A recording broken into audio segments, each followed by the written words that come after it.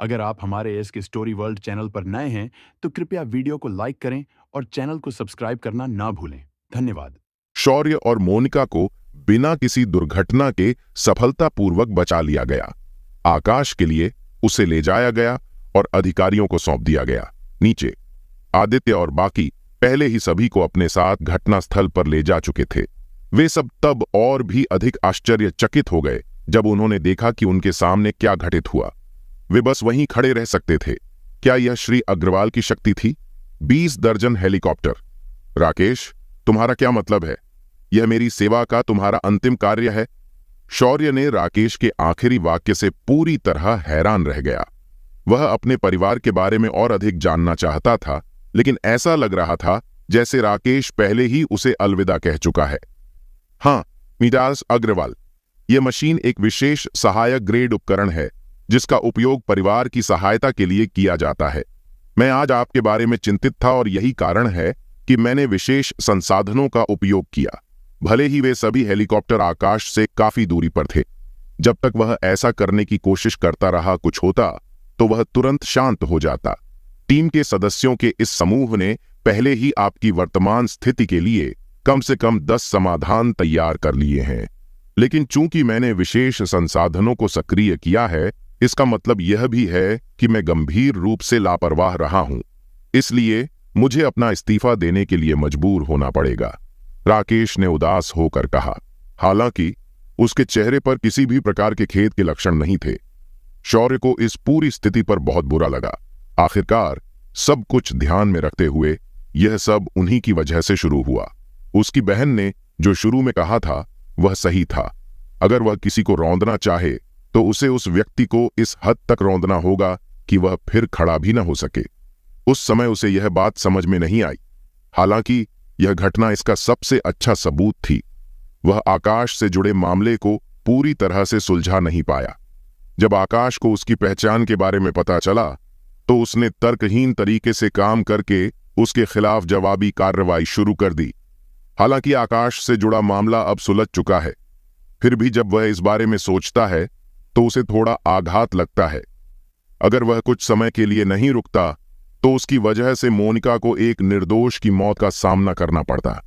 चाहे जो भी हो, राकेश फिर भी इस मामले में फंस गया और उसे इस्तीफा देने के लिए मजबूर होना पड़ा। राकेश, कोई बात नहीं, मैं इस बारे में अपनी बहन से बात करूंगा, शौर्य ने उत्तर दिया। संयोगवश जब वह बोल रहा था तभी अचानक शौर्य को अपनी बहन शालिनी का फोन आया। भाई, आप कैसे हैं? आप बहुत सदमे में होंगे। शालिनी की चिंतित आवाज दूसरी तरफ से गूंजी। बहन, तुम्हें यह बात इतनी जल्दी कैसे पता चली? तुम क्या बकवास कर रहे हो? तुमने पहले ही विशेष सहायता के लिए फोन कर दिया है, तो मुझे इसके बारे में कैसे पता नहीं चल सकता? भविष्य में जब तुम अपने मामलों को संभालोगी तो तुम्हें अधिक सावधान और सतर्क रहना चाहिए। मैं समझ गया। वैसे बहन, क्या राकेश को रहने दिया जा सकता है? आखिरकार वह सिर्फ मुझे बचाने की कोशिश कर रहा था, शौर्य ने तुरंत पूछा। असंभव। मैंने उसे जो काम सौंपा था वह उसने पूरा नहीं किया। परिवार के नियमों के अनुसार उसे तुरंत इस्तीफा देकर चले जाना चाहिए। तुम्हें बचाना उसकी जिम्मेदारी है, भले ही इसके लिए उसे अपनी जान ही क्यों न देनी पड़े, शालिनी ने शत्रुतापूर्ण स्वर में उत्तर दिया। राकेश, जो बगल में खड़ा था, शौर्य की बातचीत सुन सकता था। हालांकि वह शौर्य के प्रति बहुत आभारी था, लेकिन शालिनी की बातें सुनकर वह नाराज नहीं हुआ और अभी भी उसके प्रति बहुत सम्मान दिखा रहा था। हाँ, आज उसके पास जो कुछ भी है वह उसे अग्रवाल परिवार ने दिया है। इसके अलावा अग्रवाल परिवार ही वह व्यक्ति था जिसने अतीत में उसकी जान बचाई थी और उसे इस मुकाम तक पहुंचाया था जहां वह आज है। फिर भी उन्होंने अग्रवाल परिवार के युवा स्वामी की सुरक्षा की जिम्मेदारी पूरी तरह से नहीं निभाई। उन्होंने सभी संभावित खतरों को पूरी तरह से समाप्त नहीं किया। यह राकेश की ओर से जिम्मेदारी का गंभीर उल्लंघन था। ठीक है, भले ही मैं राकेश का इस्तेमाल न कर पाऊं, अगर आप उसे अपने साथ रखने के लिए तैयार हैं तो आप उसे सीधे अपने लिए काम पर रख पाएंगे। परिवार के नियमों में यह नहीं लिखा है कि आप किसी व्यक्ति को फिर से काम पर नहीं रख सकते। शालिनी समझती थी कि उसका छोटा भाई राकेश की वजह से अपनी नौकरी खोने के कारण कितना दोषी महसूस कर रहा था, इसलिए उसने तुरंत उसके लिए एक विचार बनाया। वास्तव में शौर्य यह सुनकर बहुत खुश हुआ। हाँ, लेकिन शर्त यह है कि आपको अपना खुद का व्यवसाय चलाना होगा, अन्यथा वह अग्रवाल परिवार के लिए काम करने के लिए वापस नहीं आ पाएगा। अपनी खुद की कंपनी स्थापित करने के बाद आप राकेश से कह सकेंगे कि वह आपके लिए काम करे या अगर आप चाहें तो आपकी मदद करे। यह एकदम सही है। शौर्य ने अंततः अपने अंदर दबी आत्मदोष और अपराध की भावना को दूर कर लिया। उसी समय राकेश शौर्य के प्रति असाधारण कृतज्ञता महसूस कर रहा था। मिस्टर अग्रवाल, वह बहुत कुछ कहना चाहता था, लेकिन सिर्फ 2 शब्द ही बोल पाया। फिर भी राकेश ने दिल से कहा, श्री अग्रवाल को वास्तव में ऐसा करने की जरूरत नहीं थी। यह बिल्कुल भी जरूरी नहीं था, लेकिन श्री अग्रवाल वास्तव में अपने जैसे किसी व्यक्ति के लिए सब कुछ कर रहे थे। राकेश को सचमुच नहीं पता था कि वह यह कर्ज कैसे चुका पाएगा। अब से शौर्य राकेश का सीधा बॉस होगा। जैसे ही राकेश शौर्य के पीछे आया, उसने उसे अपने कुछ पारिवारिक मामलों के बारे में बताना शुरू कर दिया। शौर्य, कुछ लोग नीचे की मंजिल पर ताक झांक कर रहे थे। हमने उन्हें पहले ही पकड़ लिया है। अब हमें क्या करना चाहिए? काले कपड़े पहने एक आदमी आया। ठीक है, चलो वहां चलते हैं और देखते हैं। शौर्य ने सिर हिलाया। नीचे चलो चलें। हम शौर्य के सहपाठी हैं, तुम हमें नहीं मार सकते। रेयांश रोते हुए ऊंची आवाज में विनती करने लगा। अभी जो परिदृश्य था वह समझने के लिए बहुत ज्यादा था और वह सचमुच डर गया था कि लोगों का यह समूह वास्तव में उन्हें मार डालेगा। बिल्कुल। क्या तुम्हें पता है कि मैं लगभग शौर्य की गर्लफ्रेंड बन गई थी? तुमने मेरे साथ ऐसा व्यवहार करने की हिम्मत कैसे की? रेहाना भी चीख पड़ी जब उन्होंने इमारत के शीर्ष पर शौर्य के चारों ओर एकत्रित हुए सम्मानित लोगों के समूह को देखा तो वे पहले से ही बहुत हैरान थे। आदित्य और रोनित पूरे समय चुप रहे क्योंकि उनके चेहरे भय से पीले पड़ गए थे। उन्हें जाने दो, शौर्य ने नीचे जाते हुए कहा। तुमने सुना? उसने तुमसे हमें जाने देने के लिए कहा। रेहाना बोली। शौर्य वास्तव में मैबेरी कमर्शियल स्ट्रीट के मिस्टर अग्रवाल थे। वह मिस्टर अग्रवाल थे जो पूरे मैबेरी कमर्शियल स्ट्रीट के मालिक थे। वह वाकई बहुत अद्भुत थे। यह संपूर्ण आश्चर्यजनक खुलासा बहुत ही चौंकाने वाला था। रेहाना अपनी अधिकतम सीमा तक पहुंचने वाली थी। शौर्य, शौर्य, मुझे हमेशा से पता था कि तुम उनसे अलग हो। मैं पहले गलत थी। मैं हमेशा तुम्हारा ध्यान आकर्षित करना चाहती थी और यही कारण है कि मैं पहले तुम्हारा मजाक उड़ाती थी। असल में मैं ऐसा सिर्फ इसलिए करती थी क्योंकि मैं तुम्हें पसंद करती थी, लेकिन तुम मुझे बिल्कुल पसंद नहीं करते थे। रेहाना शौर्य की चापलूसी करने की कोशिश करती रही और उसके सामने दौड़ती रही। जैसे ही शौर्य ने उसकी बातें सुनी, उसके पूरे शरीर में रोंगटे खड़े हो गए। बकवास! इस तरह का स्पष्टीकरण तो बहुत ही शर्मनाक था, है ना? वह हमेशा उसे ताना मारती और उसका मजाक उड़ाती रही थी क्योंकि वह उसका ध्यान आकर्षित करना चाहती थी। मिस्टर अग्रवाल, आदित्य, रोनित और उनकी दोनों नई गर्लफ्रेंड्स अचानक से शौर्य के प्रति सम्मानपूर्ण हो गईं। वे कितना सम्मान करने को तैयार थे। यह इस हद तक है कि शौर्य उनसे जो भी करने को कहता, वे उसे पूरी तरह से करने के लिए तैयार हो जाते। वह अपनी मर्जी के अनुसार कुछ भी कर सकता था और कह सकता था, बिल्कुल फिल्मों के बड़े बड़े लोगों की तरह। लेकिन उस समय शौर्य के मन में कुछ देर के लिए बुरे विचार कौंधे। आखिरकार गहराई से देखा जाए तो शौर्य कभी भी दबंग किस्म का व्यक्ति नहीं था। मिस्टर अग्रवाल, आप उनके साथ क्या करने की योजना बना रहे हैं? जब आवश्यक हो तो आप आवश्यक उपाय कर सकते हैं। राकेश ने उसे एक तरफ से इशारा किया। आखिरकार शौर्य की पहचान पहले ही इन कुछ लोगों के सामने आ चुकी है। नहीं नहीं नहीं, मीटर अग्रवाल। नहीं, मेरा मतलब है शौर्य। तुम अभी भी दयनीय कंगाल हो। शौर्य, हम नहीं जानते कि तुम कौन हो और हम आज जो कुछ भी हुआ उसे पूरी तरह से भूल चुके हैं। आदित्य हमेशा सबसे बुद्धिमान था। वह तुरंत समझ गया कि राकेश का क्या मतलब था। वह जल्दी जल्दी बोलते हुए जोर से शौर्य के सामने घुटनों के बल बैठ गया। हाँ, हम नहीं जानते कि आप मिस्टर अग्रवाल हैं। रोनित और रेयांश भी तुरंत इसमें कूद पड़े। यह सबसे अच्छा होगा यदि आप आज यहां जो कुछ भी हुआ उसे भूल जाएं, अन्यथा भविष्य में आपके लिए निश्चित रूप से और अधिक परेशानी होगी, शौर्य ने संक्षेप में कहा। फिर वह मुड़ा और चला गया। ये लोग पहले से ही इस तरह से काम कर रहे थे, इसलिए शौर्य केवल इसलिए उन सभी से छुटकारा नहीं पा सकता था क्योंकि उसकी पहचान खतरे में पड़ गई थी। आखिरकार वे बिना किसी दुर्घटना के इस कठिन अनुभव से बाहर निकल आए। राकेश उस समय शौर्य से निजी तौर पर अपने कुछ पारिवारिक मामलों के बारे में बात कर रहा था। उन्होंने उसे केवल एक सामान्य रूपरेखा दी, लेकिन शौर्य को पता चला कि अग्रवाल एक बहुत अमीर और शक्तिशाली परिवार था जो सैकड़ों वर्षों से चला आ रहा है। उनके पास अनगिनत औद्योगिक संपत्तियां भी थीं। इसके परिणाम स्वरूप अग्रवाल परिवार को विरासत में कई नियम और कदम उठाने पड़े तथा उसकी संपत्ति का प्रबंधन और भी अधिक जटिल हो गया। उदाहरण के लिए पहली परीक्षा तब हुई जब शौर्य को 10 साल से अधिक समय तक गरीबी में रहना पड़ा। शौर्य को निकट भविष्य में और भी जटिल परीक्षणों का सामना करना पड़ेगा और राकेश ने शौर्य से इन चुनौतियों के लिए पूरी तरह से मनोवैज्ञानिक रूप से तैयार रहने का आग्रह किया। शौर्य ने बाद में मोनिका को घर वापस भेज दिया और फिर वापस स्कूल चला गया। उसने अपनी कार स्कूल के गेट से कुछ ही दूरी पर रोक दी।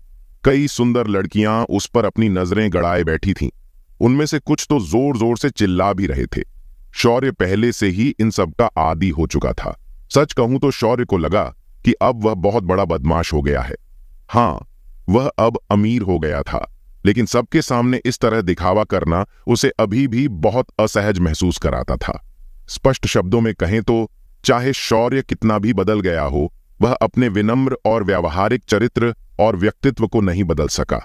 हालांकि भविष्य में अगर उन्हें हर जगह जाने के लिए इस लग्जरी कार को चलाना पड़ा तो ऐसा नहीं होगा। ऐसा लग रहा था मानो उसे मेबेरी सिटी में अपने लिए एक घर खरीदना पड़ेगा। इस तरह वह अपनी कार घर में पार्क कर सकेंगे और यह उनके लिए बहुत सुविधाजनक होगा, भले ही वह भविष्य में अपनी खुद की कंपनी शुरू करना चाहें या कुछ और करना चाहें। सबसे महत्वपूर्ण बात यह है कि वह प्रतिदिन अपनी कक्षा में जा सकेगा, आराम कर सकेगा और अपनी इच्छानुसार सामान्य कैंपस जीवन जी सकेगा। शौर्य ड्राइवर की सीट पर बैठे बैठे ही इन सब बातों के बारे में सोचने से खुद को रोक नहीं सका। अचानक क्लास के ग्रुप चैट में एक खबर फैल गई। चौंकाने वाली खबर, इसे देखो, यह तो बहुत ही चौंकाने वाली बात है। छवि। उनकी कक्षा के एक छात्र ने ग्रुप चैट में ली गई सभी तस्वीरें पोस्ट कर दीं। समूह में लगभग 1 दर्जन तस्वीरें पोस्ट की गईं। इन तस्वीरों ने समूह में भारी सनसनी पैदा कर दी थी। अरे, क्या ये तस्वीरें नकली हैं? यह निश्चित रूप से सच नहीं हो सकता। यह बिल्कुल एक अमेरिकी ब्लॉकबस्टर की तरह लग रहा है। हां, बहुत सारे हेलीकॉप्टर हैं, कोई भी इसे हरा नहीं सकता। क्या यह शहर के दक्षिण में बनी अधूरी इमारत नहीं है? पूरी इमारत के इर्द गिर्द इतने सारे हेलीकॉप्टर क्यों उड़ रहे हैं? समूह में गर्मागर्म चर्चा हुई। मुझे खास परिस्थिति का पता नहीं है, लेकिन उस समय हम में से कुछ लोग पिकनिक पर जाने की तैयारी कर रहे थे। हम उस समय घटनास्थल पर थे। तस्वीरें देखकर न्याय नहीं होता। आप लोगों को खुद ही घटनास्थल पर जाकर देखना चाहिए था। यह बिल्कुल पागलपन था। 686। क्या तुम लोगों ने वीडियो नहीं बनाया? हमने वीडियो बनाने की हिम्मत नहीं की क्योंकि उस समय वहां बहुत सारे लोग थे। मुझे डर था कि कहीं कोई मुझे देख ना ले, इसलिए मैंने कुछ तस्वीरें लेने के बाद तुरंत ही वहां से निकल लिया। ओ भगवान, कितनी शर्म की बात है। सभी लोग इस मामले पर चर्चा करते रहे। काउंसलर काव्या, जिन्होंने कुछ नहीं कहा था, खुद को रोक नहीं पाई और बोली, ये सभी तस्वीरें सच हैं। आज सुबह कई लोगों ने शहर के दक्षिण की ओर भागते हुए इन हेलीकॉप्टरों की तस्वीरें खींची, लेकिन 1 घंटे से भी कम समय में इंटरनेट पर पोस्ट की गई सभी तस्वीरें गायब हो गईं। ये कमर्शियल हेलीकॉप्टर नहीं है, बल्कि ऐसा लगता है कि ये प्राइवेट हेलीकॉप्टर हैं। सोशल मीडिया पर मेरे कुछ दोस्तों ने बताया कि ये हेलीकॉप्टर एक अमीर युवा मालिक को लेने जा रहे हैं। लानत है। समूह ने और भी अधिक उत्साह से अपनी अटकलें जारी रखीं। यह युवा स्वामी कौन है? वह बहुत अमीर और शक्तिशाली होगा। जब शौर्य अपनी कार में बैठा हुआ इन चित्रों को देख रहा था तो वह अपनी हंसी रोक नहीं सका। आज ये सभी हेलीकॉप्टर उसे बचाने के लिए वहां मौजूद थे। अगर वह यह खबर इन लोगों को बता देता तो ये लोग कैसी प्रतिक्रिया देते? जब उसने इस बारे में सोचा तो वह खुद को दोषी खुशी का एहसास होने से नहीं रोक सका। हा। ठीक उसी क्षण काव्या, हैरी, वहां मूर्खों की तरह व्यवहार करना बंद करो। वैसे उसी शहर में लोकप्रिय स्टार प्रतियोगिता के लिए माया का लाइव प्रसारण 1 घंटे में शुरू होगा। आप सभी सहपाठी हैं, इसलिए आपको बाद में उसका समर्थन करने की कोशिश करनी चाहिए। भले ही आप उसका बहुत समर्थन न करने जा रहे हों, लेकिन आपको उसका लाइव प्रसारण देखने के लिए लॉग इन करना चाहिए। बस माया को देखो, वह अपनी स्नातक की पढ़ाई से पहले ही लाखों प्रतिमाह से ज्यादा कमा रही है। चूंकि बाद में एक लोकप्रिय स्टार प्रतियोगिता होगी, तो मैं भी माया का लाइव प्रसारण देखने जाऊंगा। ठीक है काउंसलर, कोई बात नहीं, वह निश्चित रूप से शीर्ष पर पहुंच जाएगी। छात्र एक के बाद एक अपनी बात कहने लगे। आप सभी का धन्यवाद। चुंबन, अगर मैं इस बार लोकप्रियता का पुरस्कार जीतने में कामयाब हो गई तो मैं निश्चित रूप से सभी को भोजन पर आमंत्रित करूंगी। मैं आप सभी से प्यार करती हूं, माँ बेब्स। माया ने सीधे ग्रुप चैट में एक वॉयस नोट भेजा। दयनीय मूर्खों का एक समूह हर जगह चिल्ला रहा था। उसकी आवाज बहुत नरम और मीठी थी। शौर्य ने भी माया की आवाज स्पष्ट रूप से सुनने के लिए चुपके से अपना सेलफोन अपने कान के पास लगा लिया। उसी समय माया का गोरा और नाजुक चेहरा उसके दिमाग में कौंध गया। वह वाकई बहुत खूबसूरत थी। हालांकि माया हमेशा शौर्य के प्रति बहुत तिरस्कारपूर्ण रही थी, लेकिन यह कहना झूठ होगा कि शौर्य के मन में इतनी खूबसूरत लड़की के लिए कोई भावना नहीं थी। चूंकि सभी लोग खेलने जा रहे थे, तो फिर वह भी मजे में शामिल हो गया। वैसे भी उसके लाइव प्रसारण खाते में अभी भी $15,000 थे और वह किसी भी तरह से पैसे नहीं निकाल पाता। परामर्शदाता काव्या ने अचानक शौर्य को बाहर बुलाया। शौर्य ने तुरंत जवाब दिया, ठीक है, चूंकि आप माया को उसके बाद के लाइव प्रसारण के दौरान किसी भी तरह से सहायता नहीं कर पाएंगे, इसलिए आप हमारी कक्षा के गरीबी समूह से मुझे घर बदलने में मदद करने के लिए कह सकते हैं। मैं बाद में पश्चिमी गेट पर आपका इंतजार करूंगी। धत तेरी, काव्या का संदेश पढ़ने के बाद शौर्य को सचमुच किसी को डांटने का मन हुआ। काव्या की उम्र लगभग 25 वर्ष थी और वह एक ऐसी नई शिक्षिका के समान थी जिसने अभी अभी विश्वविद्यालय से स्नातक की उपाधि प्राप्त की थी। किसी भी सामान्य परिस्थिति में वह वास्तव में गरीबों को नापसंद करती थी और वह वास्तव में उन लोगों से प्यार करती थी जो अमीर थे। वह हमेशा युवा और अमीर छात्रों के साथ खेलती और बहुत अच्छी तरह से मिलती थी और वह उनके लिए एक शिक्षक की तुलना में एक दोस्त की तरह थी। हालांकि वह हमेशा शौर्य और अन्य गरीब छात्रों के प्रति बहुत सख्त और गंभीर रही थी। ऐसा लगता था जैसे वह एक असली शिक्षिका थी। जैसा कि नाम से पता चलता है, गरीबी समूह अपनी कक्षा के 5 या 6 गरीब छात्रों का समूह था। वे अत्यंत जरूरतमंद थे और शौर्य गरीबी समूह का नेता था। ऐसा इसलिए था क्योंकि शौर्य उन सभी में सबसे गरीब था, सबसे ईमानदार था और सबसे कठिन परिश्रम करने वाला व्यक्ति भी था। यही कारण था कि काव्या ने उसे समूह का नेता बनाया। काव्या के दिल में, हालांकि शौर्य ने पहले ही लॉटरी जीत ली थी और अपनी सारी ट्यूशन फीस चुका दी थी, लेकिन वह पहले से ही उसे एक कंगाल के रूप में देखती थी। चाहे वह कितना भी अमीर क्यों न हो, वह तब भी सोचती थी कि वह एक गरीब व्यक्ति है जब भी वह उसे कभी कभार देखती थी। उसके लिए शौर्य बिल्कुल भी अमीर आदमी नहीं लगता था। बहुत गुस्सा और परेशान होने के बावजूद शौर्य ने आखिरकार उसकी बात मान ली। आखिर अगर वह उसकी बात मानने से इनकार कर देता तो वह और क्या कर सकता था।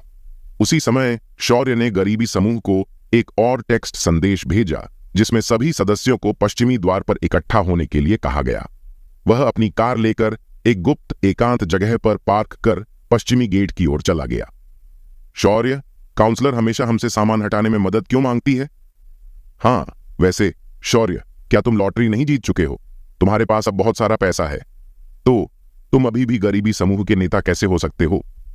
गरीबी समूह में शौर्य सहित केवल 5 लोग शामिल थे।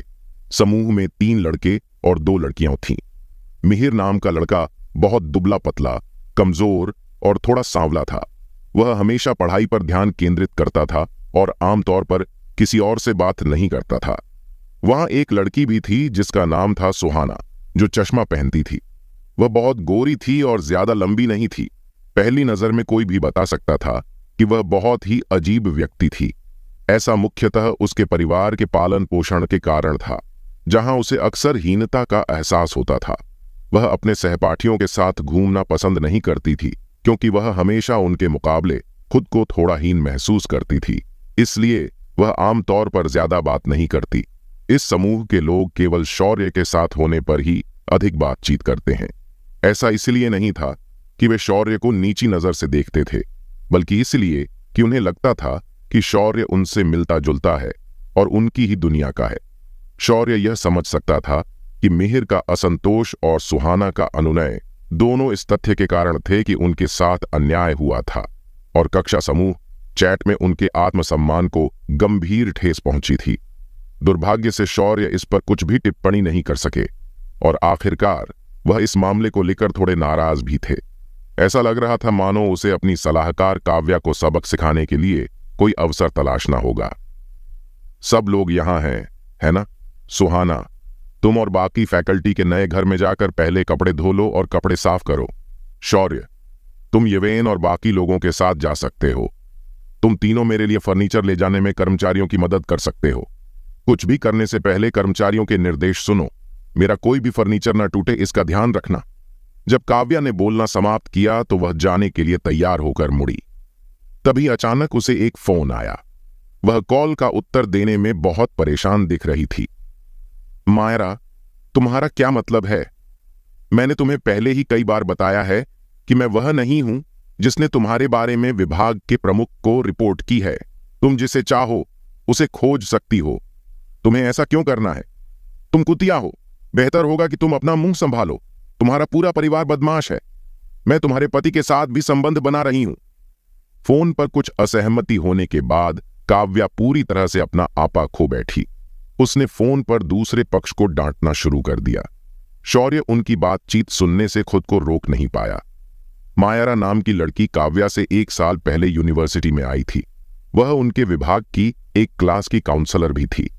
वास्तविकता यह है कि अल्फा केवल एक ही हो सकता है, जिसके कारण वे दोनों हमेशा एक दूसरे से झगड़ते रहते हैं। इसके अलावा मायरा ने हाल ही में एक बहुत अमीर पति से शादी की है। इस अर्थ में उसने कई पहलुओं में काव्या को दबा दिया है। ऐसा कहने के बाद वे प्रायः लगभग हर बात पर झगड़ते रहते थे। शायद काव्या को लगा कि उसने पर्याप्त गालियां नहीं दी हैं। फिर उसने शौर्य को बर्फ की तरह ठंडी नजर से देखा और झल्लाकर कहा, क्या देख रहे हो? मेरी नजरों से दूर हो जाओ और काम पर लग जाओ। फोन रखते ही वह तुरंत पलटी और चली गई। शौर्य इतना क्रोधित था कि वह वास्तव में उसकी स्कर्ट खींचकर उतारना चाहता था। फिर उसने उसे जमीन पर दबा दिया और 50 बार 14। हालांकि फिलहाल उनके पास काम पर जाने के अलावा कोई विकल्प नहीं था। वहां बहुत सारी चीजें थीं और सामान को हटाने में 1 घंटा बीत चुका था। दूसरी ओर उनकी ग्रुप चैट भी बहुत तेजी से बढ़ रही थी। अरे बेब्स, माया का लाइव प्रसारण अब शुरू हो रहा है। जल्दी करो और आज रात 10 बजे तक जुड़ जाओ। मैं इस शहर में नई स्टार एंकर बन पाऊंगी या नहीं, ये आप सभी के सहयोग पर निर्भर करेगा। माया ने ग्रुप चैट में सभी को एक संदेश भेजा। समूह चैट और माया के लाइव प्रसारण में भी सभी का ध्यान शीर्ष पर केंद्रित होने लगा। शौर्य का काम लगभग खत्म हो चुका था। उसने देखा कि काव्या अपने बिस्तर के किनारे बैठी हुई थी और अपने सेल फोन पर स्वाइप करने लगी थी। माया के प्रसारण में प्रवेश करने से पहले वह भी सोफे पर बैठ गया। माया ने सभी को अपने साथ शामिल कर लिया। अचानक उसके कई सहपाठी उसके लाइव प्रसारण कक्ष में एकत्रित होने लगे। साथ में उसके 2 से 3 हजार प्रशंसक भी थे जो उसने इस दौरान एकत्रित किए थे। उसने सार्वजनिक स्क्रीन पर टाइप करना शुरू कर दिया। इस अवधि के दौरान लाइव ब्रॉडकास्ट गिल्ड के साथ अनुबंध करने के बाद माया ने वास्तव में बहुत सारे लाइव ब्रॉडकास्ट कौशल सीखे और हासिल किए हैं। वह पहले से ही बातचीत करने और संवाद कायम रखने में बहुत कुशल थी और लाइव प्रसारण पर अपनी प्रतिभा भी दिखाती थी।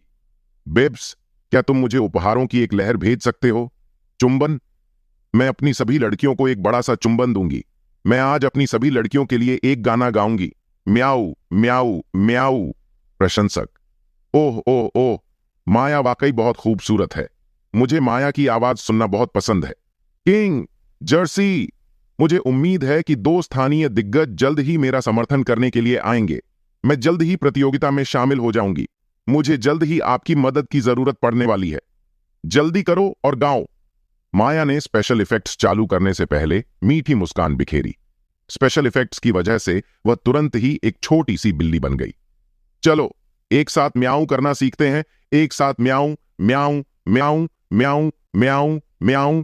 जर्सी ने आपको एक रॉकेट भेजा है। जर्सी ने आपको एक रॉकेट भेजा है। जर्सी ने आपको एक रॉकेट भेजा है। जब माया गा रही थी, जर्सी ने माया के लाइव प्रसारण में जल्दबाजी में कई उपहार भेजे। लाइव प्रसारण कक्ष में भी लगातार बातचीत होती रही। यह बहुत जीवंत था। शौर्य भी उस समय लाइव प्रसारण देख रहा था और उसने मूलतः उसे कुछ उपहार देने की योजना बनाई थी। हालांकि इस बार माया की प्रदर्शन शैली वास्तव में उसके पिछले लाइव प्रसारणों की तुलना में बहुत अलग थी। सामान्य तौर पर वह पैसे कमाने पर ज्यादा ध्यान केंद्रित करती थी और उसके लाइव प्रसारण का कोई उद्देश्य नहीं था। अब यह वास्तविक लाइव प्रसारण जैसा नहीं लग रहा था। अगर शौर्य अब उसे कोई उपहार देगा तो उसे लगेगा कि उसके साथ धोखा हुआ है। हे, उसे थोड़ा और इंतजार करना होगा। शौर्य ने इस समय कमरे में चारों ओर देखा। काव्या भी गंभीर भाव से लाइव प्रसारण को देख रही थी। सुहाना और अन्य लोग भी एक साथ इकट्ठे होकर ईर्ष्यापूर्ण तरीके से लाइव प्रसारण देख रहे थे। आखिरकार घमंड एक प्रलोभन था जिसका हर लड़की विरोध नहीं कर सकती थी, और यही उनकी ईर्ष्या को स्पष्ट करता है। शौर्य को लगा कि माया का लाइव ब्रॉडकास्ट रूम पहले से ही बहुत बोरिंग हो चुका है। फिर उसने उसका लाइव ब्रॉडकास्ट रूम छोड़ दिया और दूसरी महिला एंकर के लाइव ब्रॉडकास्ट रूम में जाने का फैसला किया। अप्रत्याशित रूप से वह करिश्मा जैन नामक किसी व्यक्ति के लाइव प्रसारण में शामिल हो गया। इस महिला एंकर की लोकप्रियता लगभग 10,000 प्रशंसकों की थी। वह वास्तव में काफी खूबसूरत थी। इसमें कोई आश्चर्य की बात नहीं थी कि इतने सारे प्रशंसक उनका समर्थन कर रहे थे। इस दौरान करिश्मा के लाइव ब्रॉडकास्ट रूम पर कई कमेंट्स आए। वह बस कैमरे की तरफ मुंह करके खड़ी थी और उसने अपने चेहरे पर मेकअप लगाया हुआ था और वह अपने किसी भी प्रशंसक से बात या बातचीत नहीं कर रही थी। लगभग 10,000 लोग केवल करिश्मा को मेकअप करते हुए देख रहे थे। आप कब प्रदर्शन करेंगे और हमें अपनी प्रतिभा दिखाएंगे? शौर्य ने सार्वजनिक स्क्रीन पर टाइप किया। वह इस सुंदरी को गाते और नाचते देखना चाहता था। चूंकि शौर्य एक सत्यापित सदस्य था, इसलिए जब वह कुछ टाइप करता तो सार्वजनिक स्क्रीन बहुत स्पष्ट दिखाई देती। इसके अलावा करिश्मा की तरफ से लाइव प्रसारण विंडो भी थोड़ी बहुत गुलजार हो जाती। क्या तुम अंधे हो? वह व्यक्ति जिसे किंग कहते हैं। करिश्मा ने अप्रत्याशित रूप से भौहें सिकोड़ लीं और सीधे शौर्य पर भड़क उठी। उसका रवैया जितना भयानक हो सकता था उतना भयानक था। क्या तुम नहीं देख सकते कि मैं अभी मेकअप लगा रही हूं? तुम मुझे जल्दी क्यों कर रहे हो? तुम चाहो तो देखते रहो और अगर नहीं चाहो तो चले जाओ। करिश्मा ने ठंडे स्वर में उत्तर दिया। हा। उसने सोचा होगा कि वह सिर्फ इसलिए महान और अद्भुत है क्योंकि वह एक सत्यापित सदस्य था। करिश्मा ने लाइव प्रसारण प्लेटफॉर्म पर पहले से ही सभी प्रकार के लोगों और सदस्यों को देखा था। वह उन लोगों से घृणा करती थी और उनसे सबसे अधिक असहज महसूस करती थी जो सोचते हैं कि वे सिर्फ इसलिए कोई हैं क्योंकि उन्होंने अपने खाते में कुछ पैसे जमा कर लिए हैं। इसके अलावा उसे पहले से ही बहुत से बड़े भाइयों का समर्थन प्राप्त था। ऐसा कहा जा रहा है कि उसने पहले से ही अपने सभी छोटे प्रशंसकों या छोटे सदस्यों को खारिज कर दिया था और अनदेखा कर दिया था जो उतने अमीर नहीं थे। मैं आपसे बस एक सवाल पूछ रहा था। चूंकि आप एक लाइव ब्रॉडकास्ट एंकर हैं, तो क्या आपको हमारे लिए कुछ प्रतिभाएं नहीं दिखानी चाहिए? शौर्य वाकई बहुत नाराज था। वह मौज मस्ती करने के लिए ऑनलाइन आना चाहता था, लेकिन उसे डांट पड़ी। इस पर कौन नाराज नहीं होगा? जैसे ही शौर्य ने टाइप करना समाप्त किया, उसे फील्ड कंट्रोल द्वारा म्यूट कर दिया गया। लानत है, तब तुम्हें गंभीरता से अपनी प्रतिभा का प्रदर्शन करना चाहिए। किंग नाम वाले व्यक्ति, तुम सिर्फ इसलिए महान होने का दिखावा क्यों कर रहे हो क्योंकि तुमने अपने खाते में कुछ पैसे जमा कर लिए हैं? फील्ड कंट्रोल ने टाइप करना शुरू कर दिया और शौर्य को गालियां देने लगा।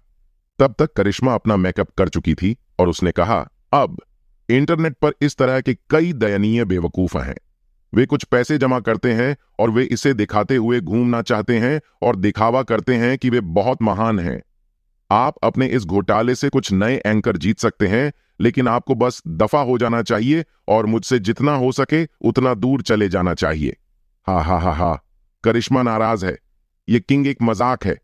क्या उसे नहीं पता कि करिश्मा पहले से ही शहर में शीर्ष प्रसारण एंकर है? बिल्कुल सही। करिश्मा के 1 दर्जन से ज्यादा बड़े भाई हैं। मैंने सुना है कि वे सभी मेबेरी सिटी में बड़े बॉस हैं। यहां तक कि भाई योशी भी आमतौर पर रोजाना रेंज रोवर चलाता है। प्रशंसकों का एक समूह नीचे टाइप करना जारी रखता रहा तथा वे ब्रदर चैंपियन नामक व्यक्ति का उत्साहवर्धन करते रहे। चैंपियन, क्या बात है करिश्मा? क्या तुम्हें उपहारों की कमी है? मैंने आज ही अपने खाते में 4 लाख और जोड़ लिए हैं। जहां तक कुछ दयनीय लोगों की बात है, तो तुम चाहो तो उन्हें अपने लाइव प्रसारण से बाहर निकाल सकते हो। चैंपियन यहां है। जैसे ही करिश्मा ने चैंपियन को टाइप करते देखा, उसने तुरंत अपने कॉस्मेटिक्स एक तरफ रख दिए। उसके बाद वह उत्साह से उछल पड़ी और वह वाकई बहुत प्यारी लग रही थी। चैंपियन, मुझे लगा कि अब तुम्हें मेरी कोई परवाह नहीं है। मैं अब खुश नहीं हूं, करिश्मा ने कहा, जैसे उसने प्यारा अभिनय किया हो। ऐसा क्यों होगा? मैं क्यों नहीं आऊंगा? ठीक है, ठीक है। जब करिश्मा बोल रही थी तो वह स्क्रीन पर मुस्कुरा रही थी और अपने हाथ में माउस लेकर कर्सर को घुमा रही थी। ब्रश। शौर्य को लाइव प्रसारण कक्ष से बाहर निकाल दिया गया। लानत है। शौर्य खुद को रोक नहीं सका और जोर से गाली देने लगा। वह बहुत गुस्से में था। यह क्रोध और झुंझलाहट थी। वह बस लाइव प्रसारण देखना चाहता था। यह इतना मुश्किल क्यों था? उसने सिर्फ 2 वाक्य कहे, लेकिन महिला एंकर ने उसे लाइव प्रसारण कक्ष से बाहर निकाल दिया। इसके अलावा अपमानित होने के बाद उन्हें लाइव प्रसारण कक्ष से बाहर निकाल दिया गया। वह संभवतः लाइव प्रसारण खाते में 4 लाख जमा कराने वाले पहले व्यक्ति थे। जब वह शौर्य था तब वह इसी स्थिति में रहता था, लेकिन अब जब वह पहले से ही किंग के रूप में एक और पहचान का उपयोग कर रहा था तो वह उसी स्थिति में कैसे हो सकता था? वह इसे कैसे बर्दाश्त कर सकता था? क्या उसे बस कुछ पैसे जमा करके वापस लड़ना चाहिए? यह बहुत सरल होगा। सच कहूं तो पिछली बार जब शौर्य माया का सहायक था तब उसके मन में पहले से ही कुछ विचार थे। वह इस बारे में सोच रहा था कि भविष्य में वह अपना और अधिक विकास कैसे कर सकता है। इसके अलावा उसकी बहन उसे बहुत समय से ऐसा करने के लिए कह रही थी। उसे भविष्य में निश्चित रूप से अपना कुछ शुरू करना होगा। शौर्य सोच रहा था कि क्या उसे पहले अभ्यास शुरू करने और अनुभव अर्जित करने के लिए कुछ छोटी परिसंपत्तियों में निवेश करना चाहिए। शौर्य को फिलहाल रियल एस्टेट या व्यावसायिक सड़कों जैसी चीजें समझ में नहीं आती थीं। इसके विपरीत वह इंटरनेट पर कई चीजों से अच्छी तरह परिचित था। उस क्षण वह वास्तव में एक लाइव प्रसारण प्लेटफॉर्म में निवेश करना चाहते थे। शुरुआत में मोनिका के मामले के कारण शौर्य को इस पर गहराई से विचार करने का अवसर नहीं मिला, पर अब उसके लिए तो यह एक ही पत्थर से 2 पक्षियों को मारने जैसा होगा। जब शौर्य इस बारे में सोच रहा था तो वह चुपके से राकेश को बुलाने के लिए बाथरूम की ओर भागा। उन्होंने उससे कहा कि उसे लाइव प्रसारण या ऐसे ही किसी काम में निवेश करने के लिए कुछ धन की आवश्यकता है।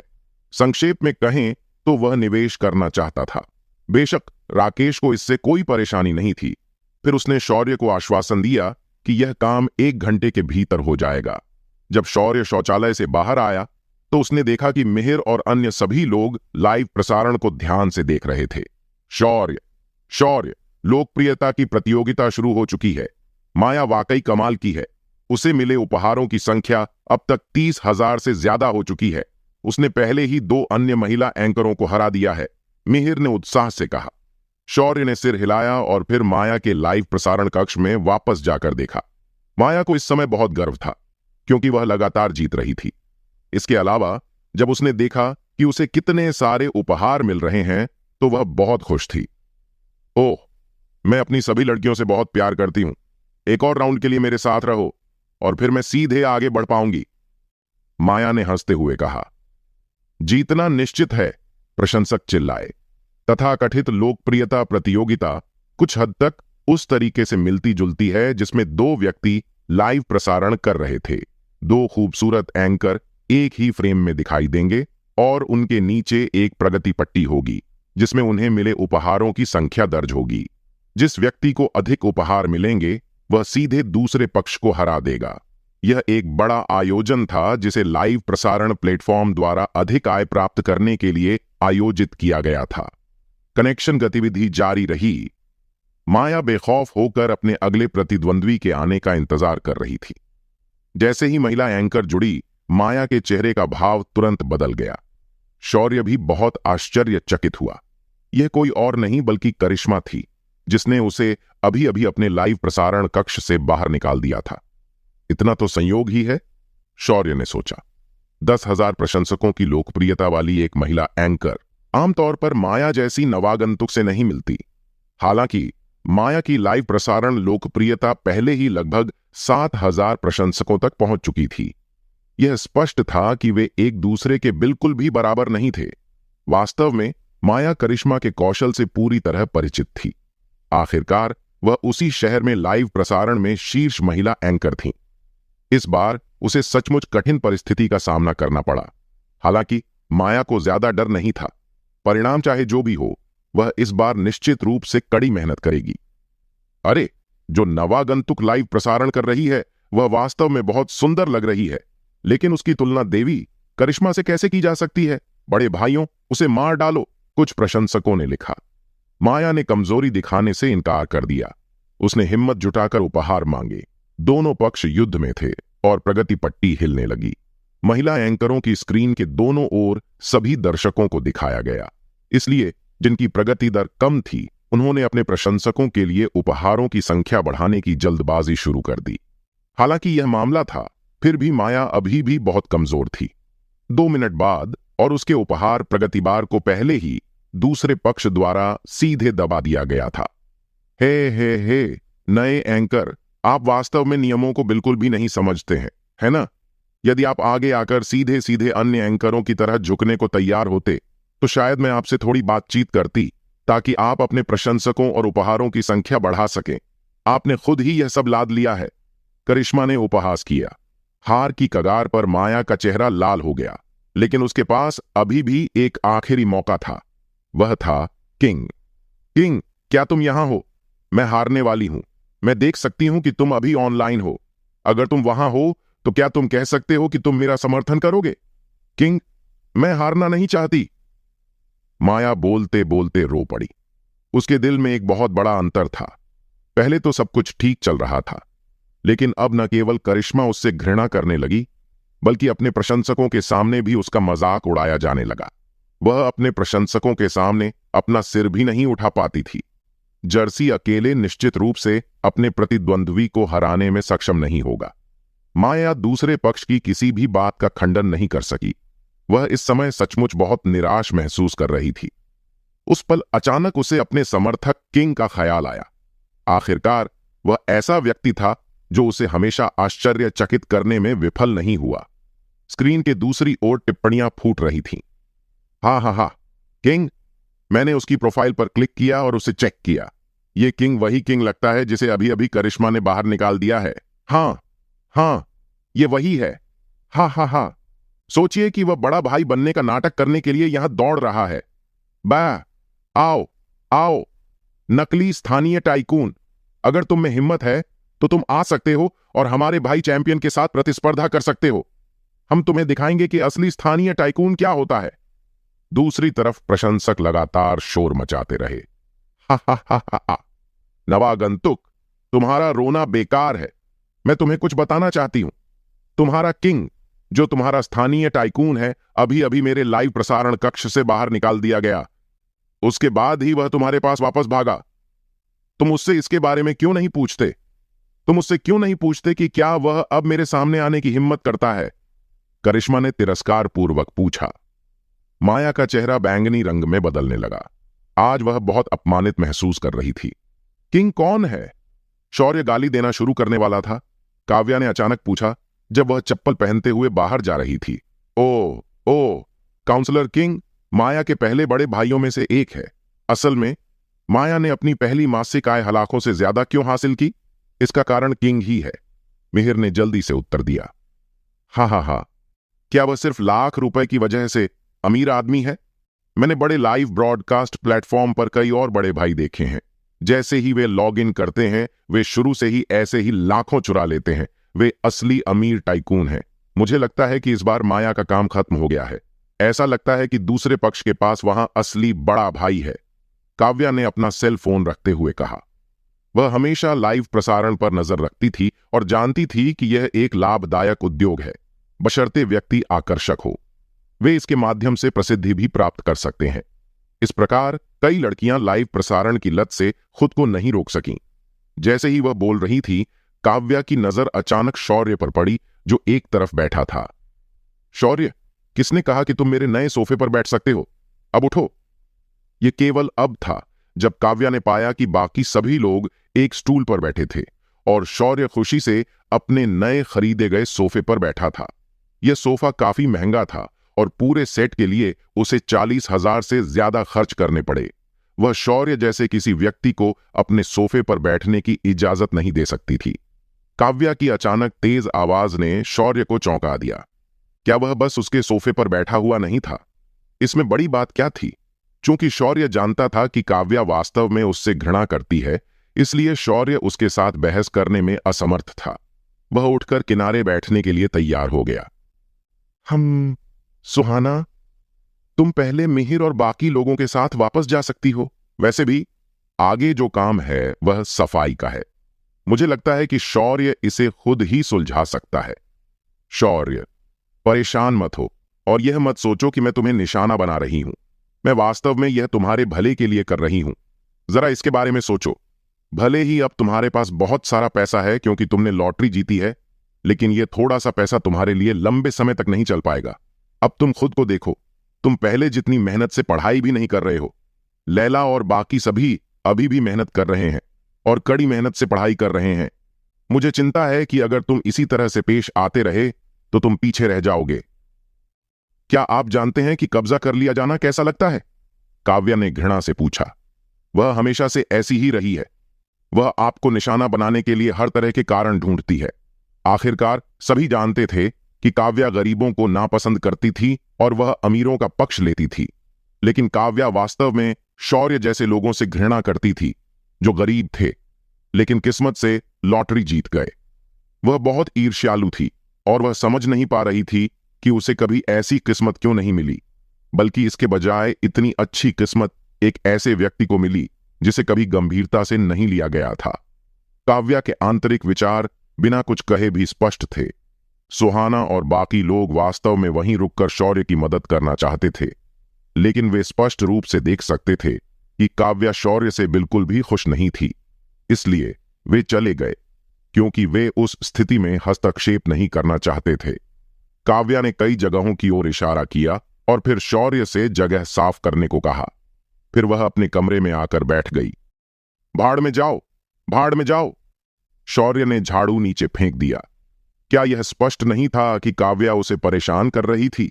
इस बार वह सीधे काव्या से भिड़ने वाला था। उसी समय माया लाइव प्रसारण कक्ष में और भी दयनीय रूप से रो रही थी।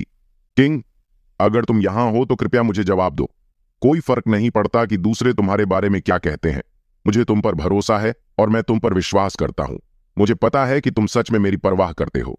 हाँ किंग, अगर तुम यहां हो तो कृपया कुछ तो कहो। कम से कम माया को कुछ उपहार तो दो। उसे इतनी बुरी तरह से हारने मत दो।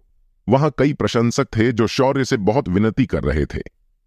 हा, वह बदमाश बाहर आने की हिम्मत नहीं करेगा। विपरीत स्क्रीन पर करिश्मा ने असहाय भाव से मुस्कुराते हुए उत्तर दिया। किसने कहा कि मुझ में हिम्मत नहीं है? शौर्य ने अंततः अपनी बात रखी। उन्होंने सीधे स्क्रीन पर टाइप करना शुरू कर दिया। भाई किंग यहां है, भाई किंग यहां है। सभी लोग उत्साह से चिल्लाए, स्वाइप करें, स्वाइप करें, स्वाइप करें। माया के लिए उपहार पूरे आसमान में उड़ रहे थे। लाखों रुपए से भी अधिक मूल्य के उपहार। केवल एक व्यक्ति की शक्ति से माया की जीवन रेखा जो कुचल दी गई थी तुरंत बहाल हो गई। यह दृश्य देखकर करिश्मा थोड़ा अचंभित हुआ। क्या यह किंग सचमुच अमीर था? उसके पास लाखों रुपए भी थे। अरे यार, उसने जरूर अपने घर से पैसे चुराए होंगे। वह इतना अमीर कैसे हो सकता है? क्या वह कोई नकली स्थानीय व्यवसायी नहीं है? हां, उसने ही ये पैसे चुराए होंगे। भाई चैंपियन असली स्थानीय टाइकून है। बिल्कुल, मैं सभी को सलाह देती हूं कि इस तरह के भ्रम में न पड़ें। कुछ लोग अपनी पसंद की महिला एंकर को पाने के लिए कई हजार खर्च करने को तैयार रहते हैं। जब वह समय आएगा और महिला एंकर को वास्तव में विश्वास हो जाएगा कि वह वास्तव में एक स्थानीय टाइकून है, तब महिला एंकर के लिए बहुत देर हो चुकी होगी। यह किंग शायद उस तरह का व्यक्ति है जो सिर्फ मछली पकड़ रहा है। डरो मत, वह जल्द ही कुछ और नहीं कर पाएगा।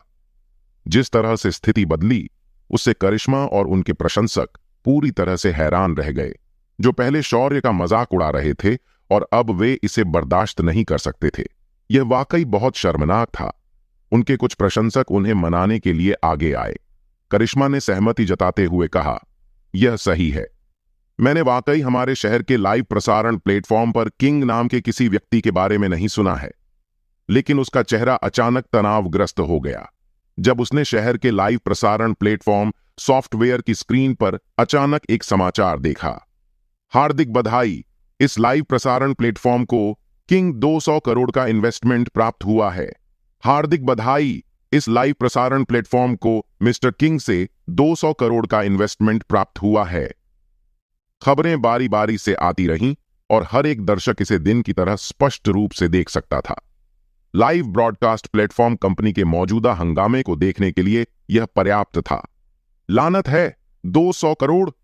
लाइव प्रसारण प्लेटफॉर्म पर मौजूद सभी लोग भड़क गए। क्या? प्लॉप! शौर्य कमरे के बाहर था, लेकिन वह काव्या के सेल फोन के उसके बेडरूम में जमीन पर गिरने की आवाज सुन सकता था। 200 करोड़! गंभीरता से हर कोई हैरान था। करिश्मा खुद को सांत्वना देने की बहुत कोशिश कर रही थी और वह भाई चैंपियन को फिर से मदद करने के लिए मनाने वाली थी। आखिरकार पिछली लड़ाई में भाई चैंपियन ने केवल 1 लाख खर्च किए थे। यहां दिए गए सभी उपहारों का कुल मूल्य 4 लाख से अधिक नहीं होगा। हालांकि किंग ने एक ही बार में 5 लाख सीधे उड़ा लिए। उन्होंने लाइव प्रसारण प्लेटफॉर्म में 200 करोड़ का निवेश भी किया। लाइव ब्रॉडकास्ट प्लेटफॉर्म ने आधिकारिक तौर पर मिस्टर किंग का जिक्र किया और उन्हें सम्मानित भी किया।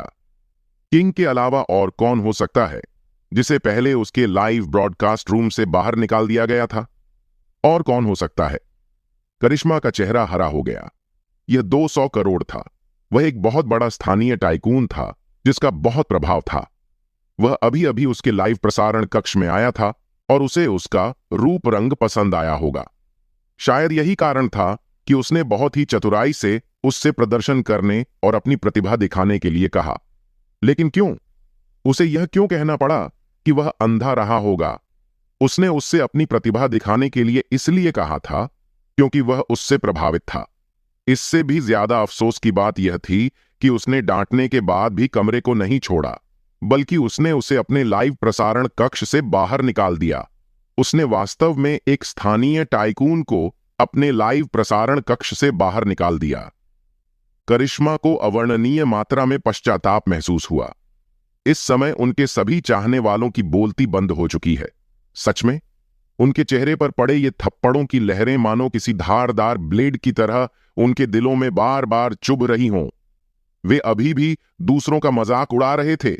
उन्होंने पहले खुद पर गौर क्यों नहीं किया?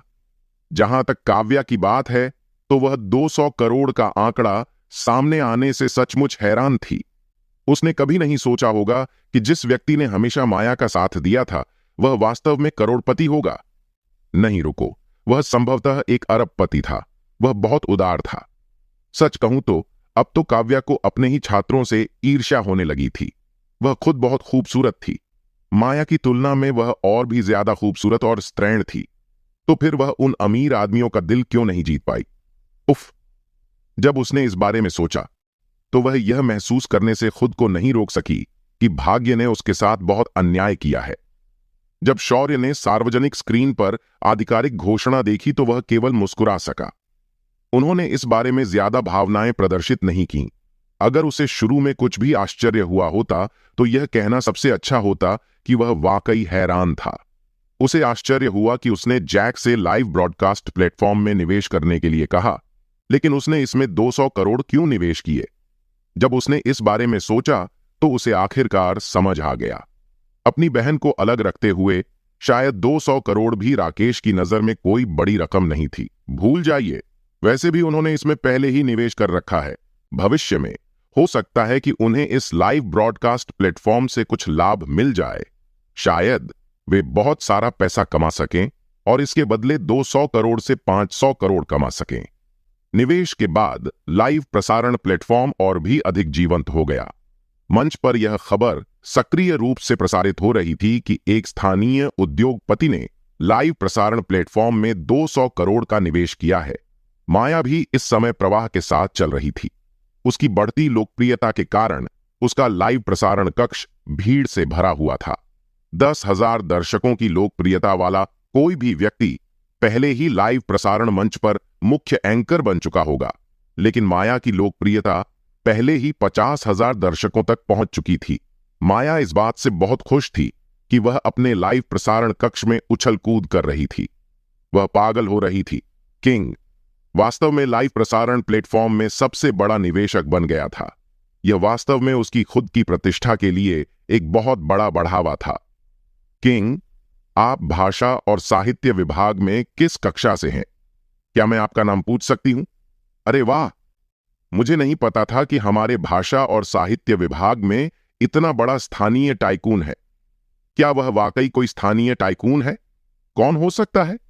ऐसा इसलिए था क्योंकि जब शौर्य पहली बार माया के लाइव प्रसारण कक्ष में आया था तो उसने बताया था कि वह माया के समान ही विभाग से है, जो कि भाषा और साहित्य विभाग था। उसके बाद माया काफी समय तक किंग की पहचान का अनुमान लगाती रही, लेकिन वह बिल्कुल भी सही अनुमान नहीं लगा सकी। लेकिन अब हालात बिल्कुल अलग हैं। किंग कौन था? यह भाषा और साहित्य विभाग और यहां तक कि पूरे विश्वविद्यालय के लिए एक बहुत ही गर्म विषय बन गया था। वह अभी भी विश्वविद्यालय में होगा, लेकिन वह वास्तव में 200 करोड़ का निवेश कर सकता है। यह साहसिक था। वैसे, क्या तुम्हें स्कूल के गेट पर खड़ी 50 करोड़ की लैम्बोर्गिनी याद है? क्या तुम्हें लगता है कि वह कार आम आदमी की है? हाँ, यही होगा। हर कोई शुरू से ही यही अनुमान लगा रहा था, लेकिन अब मुझे लगता है कि यह लगभग तय है कि यह व्यक्ति वास्तव में भाषा और साहित्य विभाग से है। साथ ही यह भी बहुत संभावना है कि वह अब अपने तीसरे वर्ष में है। आह आह आह, यह कौन हो सकता है? इस समय और भी लड़कियां अपने छात्रावास से चिल्ला रही थीं। ये लड़कियां ज्यादातर साहित्य विभाग से थीं। उन्होंने कभी नहीं सोचा होगा कि उनके विभाग में एक स्थानीय दिग्गज भी है। इसके अलावा वह किसी भी कक्षा में छिपा हो सकता था। यह सोचकर ही सभी उत्साहित हो गए।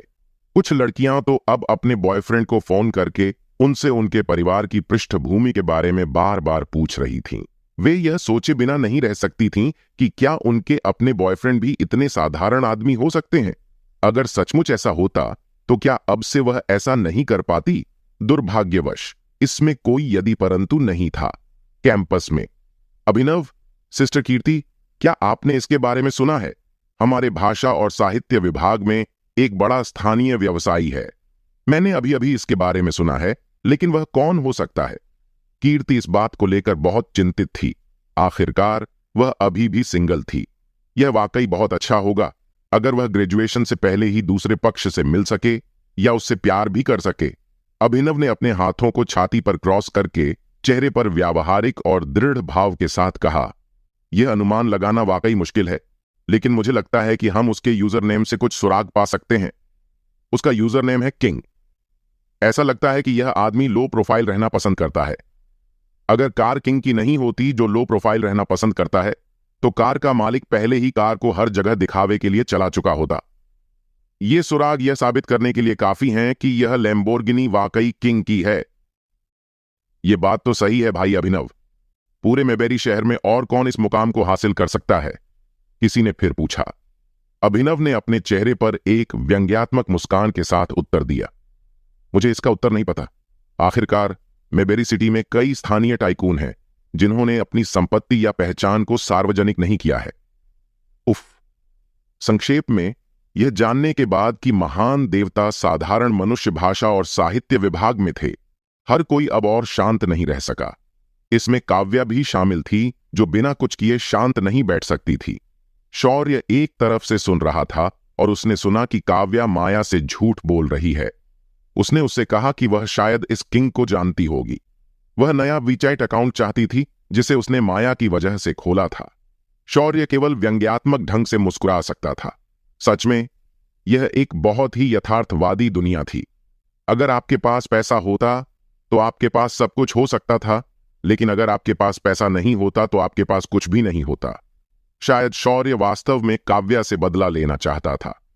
शौर्य ने वास्तव में काव्या के मित्रता अनुरोध को स्वीकार करने के लिए नए वीचैट खाते में लॉगिन किया था। किंग, नमस्ते। मैंने सुना है कि आप हमारे विभाग में हैं। मैं माया की शिक्षक हूं और मैं आपके विभाग में शिक्षक हूं। क्या आपने मुझे पहले देखा है? शरारती। जैसे ही उसने काव्या का मित्रता अनुरोध स्वीकार किया, उसने उसे एक टेक्स्ट संदेश भेजा। हां, मैंने तुम्हें पहले भी देखा है। सच में? वाह, मैं अभी थोड़ा उत्साहित हो रही हूं। तुम कौन सी क्लास में हो? शौर्य। काव्या। नहीं, मैं भूल गई कि आप यह जानकारी इतनी सहजता से नहीं बता सकते। अफसोस, आप यह नहीं जानते, लेकिन मैं यह सोचे बिना नहीं रह सकती कि क्या आप मेरी कक्षा के छात्र हैं। मैंने कभी नहीं सोचा था कि मेरी कक्षा में इतना उत्कृष्ट छात्र होगा। शौर्य। मिस काव्या, मुझे लगता है कि आपकी कक्षा में बहुत से छात्र वाकई बहुत अच्छे और उत्कृष्ट हैं। मेरे पास सिर्फ थोड़ा पैसा है, लेकिन इसका मतलब यह नहीं है कि मैं बहुत अच्छा हूं। हालांकि यह बहुत ही घटिया बात थी, फिर भी शौर्य एक अजीब सी उत्तेजना महसूस करने से खुद को नहीं रोक सका। गंभीरता से, मैं तुमसे झूठ नहीं बोल रही हूं। मेरी कक्षा में वास्तव में कोई भी उत्कृष्ट या उत्कृष्ट छात्र नहीं है। इसके अलावा कोई भी छात्र आपके जितना अमीर और कम खास नहीं है। हालांकि कुछ छात्र हैं जो गरीब हैं, और एक छात्र जो मेरी कक्षा में विशेष रूप से गरीब है। हा हा हा। शौर्य वास्तव में उसे डांटना चाहता था। वह जिस विशेष रूप से गरीब छात्र के बारे में बात कर रही थी, वह निश्चित रूप से वही होगा। काव्या के दिल में शौर्य सिर्फ आर्थिक रूप से गरीब नहीं था। अब यह इतना आसान नहीं रह गया था। शौर्य उसके लिए आध्यात्मिक रूप से भी गरीब था। संक्षेप में, वह सिर्फ एक कंगाल था। ईमानदारी से कहूं तो भले ही वह उसे डांटना चाहता था और भले ही वह उसे डांटता, तो भी काव्या शायद अभी भी बहुत आत्मसंतुष्ट और दुष्ट ही रहती। शौर्य ने इस बारे में सोचा और उसने फैसला किया कि वह इस बात को छोड़ देगा। वह इस हद तक आगे नहीं बढ़ना चाहता था। थप्पड़। जब वह गहरी सोच में डूबा था, अचानक किसी ने उसके चेहरे पर जोरदार तमाचा मारा। जिस व्यक्ति ने उसे मारा वह कोई और नहीं बल्कि काव्या थी। उसे पता ही नहीं चला कि वह कब आ गई, और उसने शौर्य को गुस्से से घूरते हुए कहा, शौर्य, अब तुम मुझसे अपने बारे में क्या कहना चाहते हो? तुम वाकई दिन ब दिन बेकार होते जा रहे हो। मैंने तुम्हें साफ सफाई करने के लिए कहा था, लेकिन तुम तो यहां चुपके से अपना सेलफोन चला रहे हो। काश तुम्हें पता होता कि तुमने लॉटरी जीत ली, और बस इतना ही। जो लोग वाकई अमीर हैं वे भी इस समय कड़ी मेहनत कर रहे हैं। मैं तुम्हें एक बात बताना चाहती हूं शौर्य, वैसे भी तुम्हारे पास किसी और से तुलना करने लायक पूंजी नहीं है, लेकिन तुम्हारे विचार अभी भी इतने अभ्यस्त हैं। क्या तुम्हें पता है कि यह तुम्हें हमेशा के लिए औसत दर्जे की स्थिति में ले जाएगा? थप्पड़ खाने के बाद काव्या ने फटकार और अंतहीन टिप्पणियों का सिलसिला शुरू कर दिया। धत्तेरी की, यदि काव्या ने उसे वीचाइट खाते पर नहीं जोड़ा होता तो शौर्य अब तक अपना आपा खो चुका होता। वह इस तथ्य के बारे में सोचने से खुद को रोक नहीं सका कि काव्या वास्तव में उसके साथ ऐसा व्यवहार कर रही थी, लेकिन वह वीचाइट पर उसके साथ बहुत अलग व्यवहार कर रही थी। शौर्य को इस तरह की अच्छी लेकिन बुरी भावना का आनंद मिला। यह थोड़ा विकृत हो सकता है, लेकिन यह वास्तव में बहुत अच्छा लगा। शौर्य ने कुछ नहीं कहा और उसने जल्दी से काव्या के लिए कमरा साफ कर दिया। इसके बाद वह अपने छात्रावास में वापस चला गया। वापसी के रास्ते में काव्या ने शौर्य को फिर से एक टेक्स्ट संदेश भेजा। ओह किंग, क्या आपको लगता है कि कुछ छात्रों को जीवन में औसत दर्जे का होना ही तय है? अफसोस, हमारी कक्षा में शौर्य नाम का एक छात्र है। मुझे नहीं पता कि आप उसे पहचान पाएंगे या नहीं, लेकिन वह एक ऐसा दयनीय बदमाश है जो लोगों को पहली नजर में ही उससे घृणा करने पर मजबूर कर देता है। लेकिन भगवान वाकई अंधे होंगे जो उसे लॉटरी जीतने देंगे। क्या तुम्हें पता है कि वह कितना दिखावा करता है? उसके सारे काम और व्यवहार यह साबित करते हैं कि उसका कोई भविष्य नहीं है। उसके जैसे किसी को पढ़ाना मेरे लिए भी बहुत मेहनत का काम है। मेरे पास उसके जैसा छात्र कैसे हो सकता है? काव्या ने अपना असंतोष व्यक्त करने के लिए लगातार 2 संदेश भेजे। यद्यपि उसे संदेश भेजने में एक प्रकार का आनंद था, लेकिन जब शौर्य ने उसके संदेश देखे तो वह क्रोधित हुए बिना नहीं रह सका। काव्या, ओह काव्या, चाहे जो भी हो, मैं इतने सालों से तुम्हारा छात्र हूं। मैंने हमेशा वही किया है जो आपने मुझसे करने को कहा था। अंत में आपके दिल में मैं सिर्फ एक छात्र हूं जो आपको घृणा महसूस कराता है। मैं सिर्फ एक छात्र हूं जो इतना घृणित है कि मैं आपको और अधिक घृणा भी नहीं कर सकता। तुम कुतिया हो, शौर्य ने सीधे उत्तर दिया। आह, क्या बात है किंग, मैं जानती हूं कि उसके शिक्षक के रूप में मुझे अपने छात्र के बारे में ऐसी बातें नहीं कहनी चाहिए। हालांकि जब आप उसे खुद देखेंगे तो आपको जरूर पता चल जाएगा कि मैं किस बारे में बात कर रही हूं। हां, वह काफी सुंदर दिखता है, लेकिन इसके अलावा वह वास्तव में बेकार है।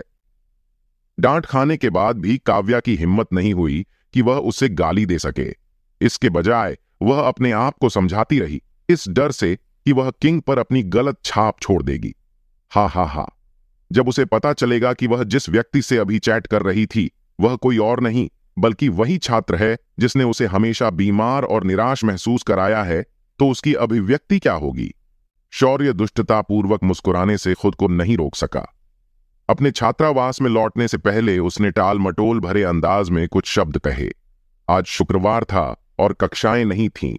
किसी भी सामान्य दिन में विशाल और अन्य लोग आमतौर पर इंटरनेट कैफे में होते, लेकिन चूंकि माया दोपहर बाद लाइव प्रसारण कर रही थी इसलिए यह बहुत कठिन था, इसलिए सभी ने उसका लाइव प्रसारण देखने के लिए छात्रावास में ही रुकने का निर्णय लिया। माया इस बार लोकप्रियता प्रतियोगिता जरूर जीत पाएगी। वह महीने में लाखों से ज्यादा कमाती भी थी। किंग वाकई बहुत बढ़िया है। उसने अपने हाथों से माया को एक लोकप्रिय महिला एंकर बना दिया। माया भविष्य में एक असली इंटरनेट सेलिब्रिटी बनने जा रही है। अपने लिए बहुत सारा पैसा कमाएगी। दूसरी ओर, बस हमें देखो, मुझे यह भी नहीं पता कि मैं अपनी इंटर्नशिप कहां करने जा रहा हूं। जैसे ही शौर्य अपने छात्रावास में लौटा उसने विशाल को रोहित से बात करते हुए सुना। आप इसे कैसे कहेंगे? इसमें ईर्ष्या और जलन की झलक थी। आखिर वह एक पुरुष था, लेकिन वह एक लड़की जितना पैसा नहीं कमा सकता था। शौर्य ने पहले ही इस परिणाम का अनुमान लगा लिया था। आखिरकार माया को आधिकारिक सार्वजनिक स्क्रीन पर उनके स्वयं के वित्त पोषण के कारण ही प्रचारित किया गया था। यह माया के लिए अप्रत्यक्ष विज्ञापन करने के बराबर था। जब वे उसके लाइव प्रसारण कक्ष से बाहर निकले तो उसकी लोकप्रियता 70,000 दर्शकों का आंकड़ा पार कर चुकी थी। इस तरह वह अपने अन्य नए प्रशंसकों और अन्य बड़े भाइयों द्वारा दिए गए अन्य उपहारों के आधार पर पर्याप्त समर्थन प्राप्त करने में सक्षम होगी। जो भी उसके प्रति आकर्षित थे वह निस्संदेह प्रतियोगिता को पास करने में सक्षम होगी और लाइव प्रसारण मंच की बेताज एंकर बन जाएगी। इसमें किसी भी प्रकार की प्रत्याशा की आवश्यकता नहीं थी, क्योंकि वह निस्संदेह आज रात प्रतियोगिता में शीर्ष स्थान जीतेगी। शौर्य, तुम वापस आ गए। वैसे जब हम आज दोपहर कुरियर लेने गए थे तो तुम्हारे लिए एक पैकेज भी आया था। यह कागज के टुकड़े जैसा लग रहा है, इसे देखो। विशाल ने जवाब दिया और फिर उसे एक छोटा लिफाफा थमा दिया। शौर्य ने उत्सुकता से सोचा। उसने लिफाफा लिया और उसे खोलने के लिए बिस्तर पर लेट गया। यह चेन्नई बीच एंटरटेनमेंट नाइट का टिकट निकला। भेजने वाली सिया थी। शौर्य को अचानक याद आया कि सिया ने उसे बताया था कि पार्टी शनिवार को शुरू होगी और रविवार रात को खत्म होगी। यह कुल मिलाकर 2 दिन की होगी। स्थान चेन्नई शहर में था। शौर्य का सेल फोन अचानक बज उठा। उसने अपनी आंखों की कोरों से देखा कि यह सिया थी। मिस्टर अग्रवाल, क्या आपको प्रवेश टिकट मिल गया है? हाँ, मुझे मिल गया। जब भी मौका मिला तुम्हें इसे मुझे दे देना चाहिए था। इसे मेरे पास कुरियर से भेजने के लिए तुम्हें इतनी परेशानी क्यों उठानी पड़ी? हे मी अग्रवाल, तो यही हुआ। मैं कल ही अपनी मौसी से मिलने के लिए जयपुर सिटी पहुंच गई हूं। मुझे कल रात अचानक याद आया कि आपके पास प्रवेश टिकट नहीं है, इसलिए मैंने इसे रात भर में ही आपको मेल करने का फैसला किया। शौर्य की पहचान जानने के बाद सिया उसके प्रति बहुत सम्मानपूर्ण हो गई थी। सिया को शुरू में अपने माता पिता द्वारा शौर्य को खुश करने के लिए मजबूर किया गया था। शौर्य के साथ कुछ दिन बिताने के बाद सिया को पता चला कि वास्तव में उसमें एक विशेष आकर्षण था। वह दूसरी पीढ़ी के अमीर व्यक्ति थे, लेकिन उनमें दबंगई का भाव नहीं था। वह वाकई बहुत विनम्र और शांत स्वभाव के व्यक्ति थे। इससे सिया शौर्य के दिल के और करीब जाना चाहती थी। इसीलिए इस बार वह खुद शौर्य को आमंत्रित करना चाहती थी। क्या चेन्नई शहर में चेन्नई बीच के अलावा कोई और मनोरंजक जगहें हैं? और भी कई रोमांचक जगहें हैं। आपको बस आना होगा, माई अग्रवाल।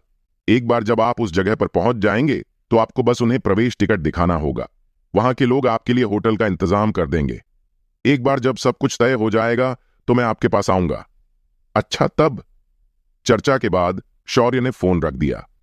सच कहूं तो शौर्य बचपन से ही अपने छोटे से काउंटी के एक छोटे से कस्बे में रहता था। मेबेरी यूनिवर्सिटी में दाखिला लेने के बाद ही उसे मेबेरी सिटी जैसे महानगर और बड़े शहर में रहने का मौका मिला। हालांकि शौर्य बहुत गरीब था, इस वजह से शौर्य कभी किसी दूसरे शहर में नहीं गया था। क्या मुझे इस बार मोनिका को अपने साथ आने के लिए कहना चाहिए? शौर्य ने मन ही मन सोचा। उन दोनों के बीच संबंध पहले से ही कुछ अस्पष्ट थे।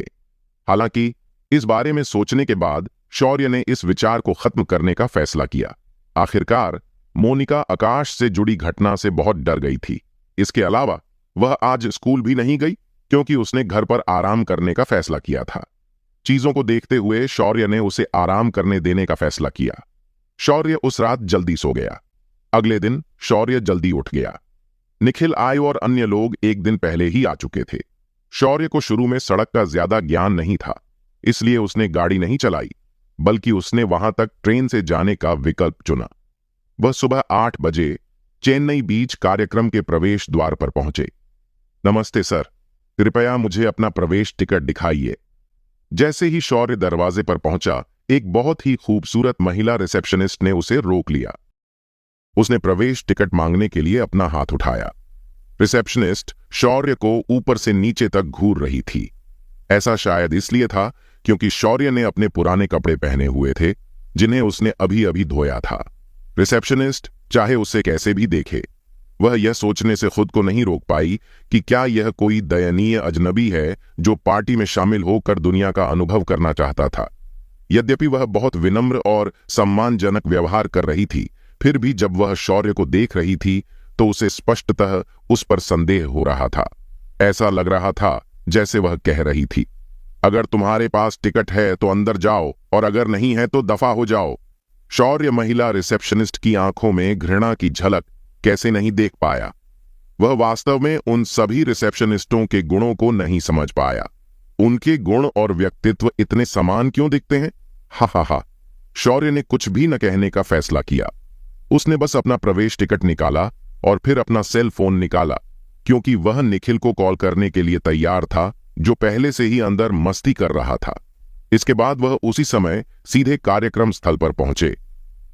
आप खूबसूरत रिसेप्शनिस्ट शौर्य की इस लापरवाही पर बहुत नाराज थी, लेकिन फिर भी उसके प्रवेश टिकट में कोई समस्या नहीं थी। हालांकि उसे संदेह था कि यह नकली हो सकता है, लेकिन उसके पास साबित करने के लिए कोई सबूत नहीं था। रिसेप्शनिस्ट घबराकर फिर सीधा खड़ी हो गई। प्रवेश द्वार के सामने कई आलीशान गाड़ियां रुकी थीं। उनमें से कुछ युवक युवतियां उतरीं। हा, अगले 2 दिनों में यहां बहुत सारे अमीर और युवा स्वामी आएंगे। मैं बहुत सारे नए दोस्त बना पाऊंगा। इसके अलावा यहां बहुत सारी खूबसूरत और अमीर महिलाएं भी होंगी। क्या आप यही चाहते हैं? आपको सिर्फ गोरी चिट्टी अमीर और खूबसूरत लड़कियों की तलाश करनी आती है? क्या आपके परिवार के पास अरबों की संपत्ति नहीं है? आप अभी भी मिस परफेक्ट की तलाश क्यों कर रहे हैं? कुछ लोग मजाक करते हुए आगे बढ़े और फिर उन्होंने अपना प्रवेश टिकट निकाल लिया।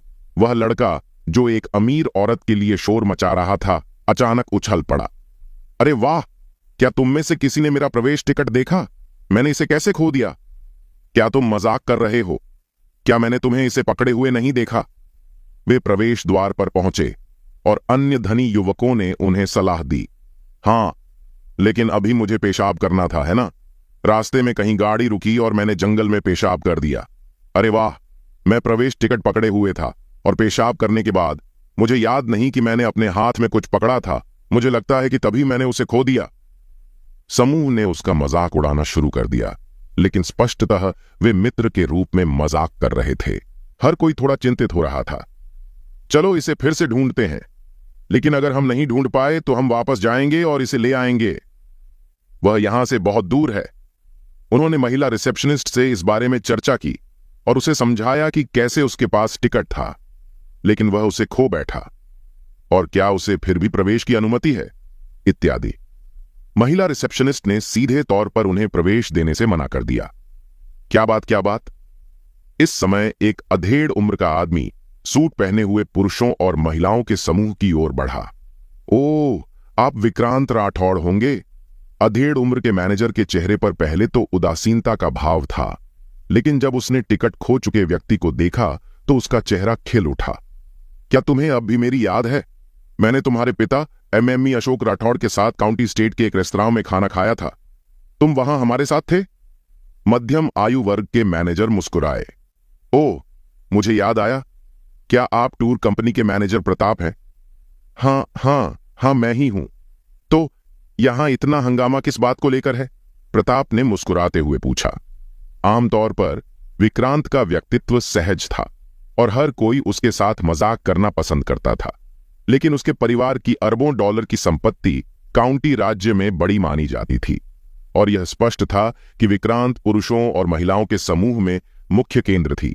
इसलिए चाहे वे कितनी भी कोशिश कर लें, एक बार जब उन्हें पता चलेगा कि विक्रांत मुसीबत में है तो उनमें से कोई भी उसका साथ नहीं छोड़ेगा, विशेषकर लड़कियां।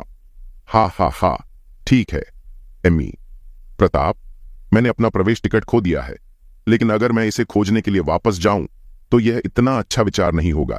तो क्या यह ठीक है अगर मैं बिना टिकट के प्रवेश कर सकता हूं? विक्रांत मुस्कुराया और मन ही मन सोचा, सब ठीक हो जाएगा। उसने इसे नजरअंदाज करने की कोशिश की और अंदर जाने के लिए तैयार हो गया। नहीं विक्रांत, प्रताप ने उसे रोका। अगर यह हमेशा की तरह पुराने दिन होते तो आप जो चाहें कर सकते थे, लेकिन इस बार यह एक विशेष अवसर है। मैं आपको सीधे तौर पर समझाता हूं। सतही तौर पर यह क्रूज पार्टी मिस्टर अमित द्वारा अमीर युवाओं के एक समूह के लिए मौज मस्ती और पार्टी करने के लिए आयोजित की गई थी, लेकिन वास्तव में मिस्टर अमित वास्तव में मेबेरी से मिस्टर अग्रवाल को आमंत्रित करना चाहते थे। मिस्टर अग्रवाल? विक्रांत और अन्य लोग एक दूसरे की ओर देखने लगे। मुझे नहीं लगता कि आप मेरे सीधे स्पष्टीकरण के आधार पर जान पाएंगे कि मिस्टर अग्रवाल कौन है, लेकिन आप मेबेरी की व्यावसायिक सड़क के बारे में जानते होंगे, है ना? बकवास। ये सड़क मेबेरी के गोल्ड फाउंटेन के नाम से जानी जाती थी। वह सड़क हमेशा चहल पहल और भीड़ भाड़ वाली रहती थी। मैं वेफेयर माउंटेन एंटरटेनमेंट जाना चाहती थी, लेकिन मैं इसका खर्च नहीं उठा सकता था, विक्रांत ने कहा। वेफेयर माउंटेन एंटरटेनमेंट के बारे में भूल जाओ। असल में पूरे मेबेरी कमर्शियल स्ट्रीट का मालिक एक ही व्यक्ति है और वह व्यक्ति है मिस्टर अग्रवाल। क्या? विक्रांत को झटका लगा। उसके बगल में बैठी सभी सुंदर लड़कियां भी हैरान थीं।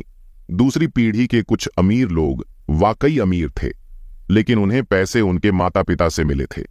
शौर्य जैसे व्यक्ति के लिए, जिसके पास अपना खुद का बड़ा उद्योग था, वह बस बहुत ऊपर था। वे सोच रहे थे कि पीछे से उसका समर्थन करने वाले कौन थे। पूरी भीड़ स्तब्ध रह गई। विक्रांत, इसीलिए इस बार प्रवेश नियम सख्त हैं। उन्हें डर है कि कुछ बुरे लोग या पपराजी चुपके से अंदर घुस जाएंगे या कुछ और होगा, प्रताप ने धैर्यपूर्वक समझाया। ठीक है, तो हम वापस जाकर टिकट ढूंढेंगे। वे वापस आए और आधे दिन तक खोज करते रहे, लेकिन कोई फायदा नहीं हुआ। अरे, इसका मतलब क्या मैं अंदर नहीं जा सकता? विक्रांत ने कड़वाहट से कहा। प्रति व्यक्ति केवल एक प्रवेश टिकट था और यह कोई ऐसी वस्तु नहीं थी जिसे कोई आसानी से खरीद सके। और उसी क्षण महिला रिसेप्शनिस्ट, जो चुपचाप बगल में खड़ी थी, अचानक लाल हो गई। वह अब भी कुछ कहना चाहती थी, लेकिन उसकी हिम्मत नहीं हुई, क्योंकि मैनेजर ने जो कहा था वह थोड़ा ज्यादा डरावना था। उस शाम को अंदर जाते समय उसकी मुलाकात एक बहुत ही संदिग्ध व्यक्ति से हुई। उसे कहना चाहिए या नहीं? उसे डर था कि अगर उसने ऐसा कहा तो उसे नौकरी से निकाल दिया जाएगा, लेकिन अगर उसने ऐसा नहीं किया तो इस बारे में सोचते हुए उसे लगा कि उसे ऐसा करना चाहिए, क्योंकि यह एक बहुत ही भव्य कार्यक्रम था। वह इस बोझ को सहन नहीं कर सकती, भले ही इसके लिए उसे जान देनी पड़े। अंततः उसने यह बात जोर से कहने का निर्णय लिया। मिस्टर प्रताप और मिस्टर राठौर, आपको चिंता करने की जरूरत नहीं है।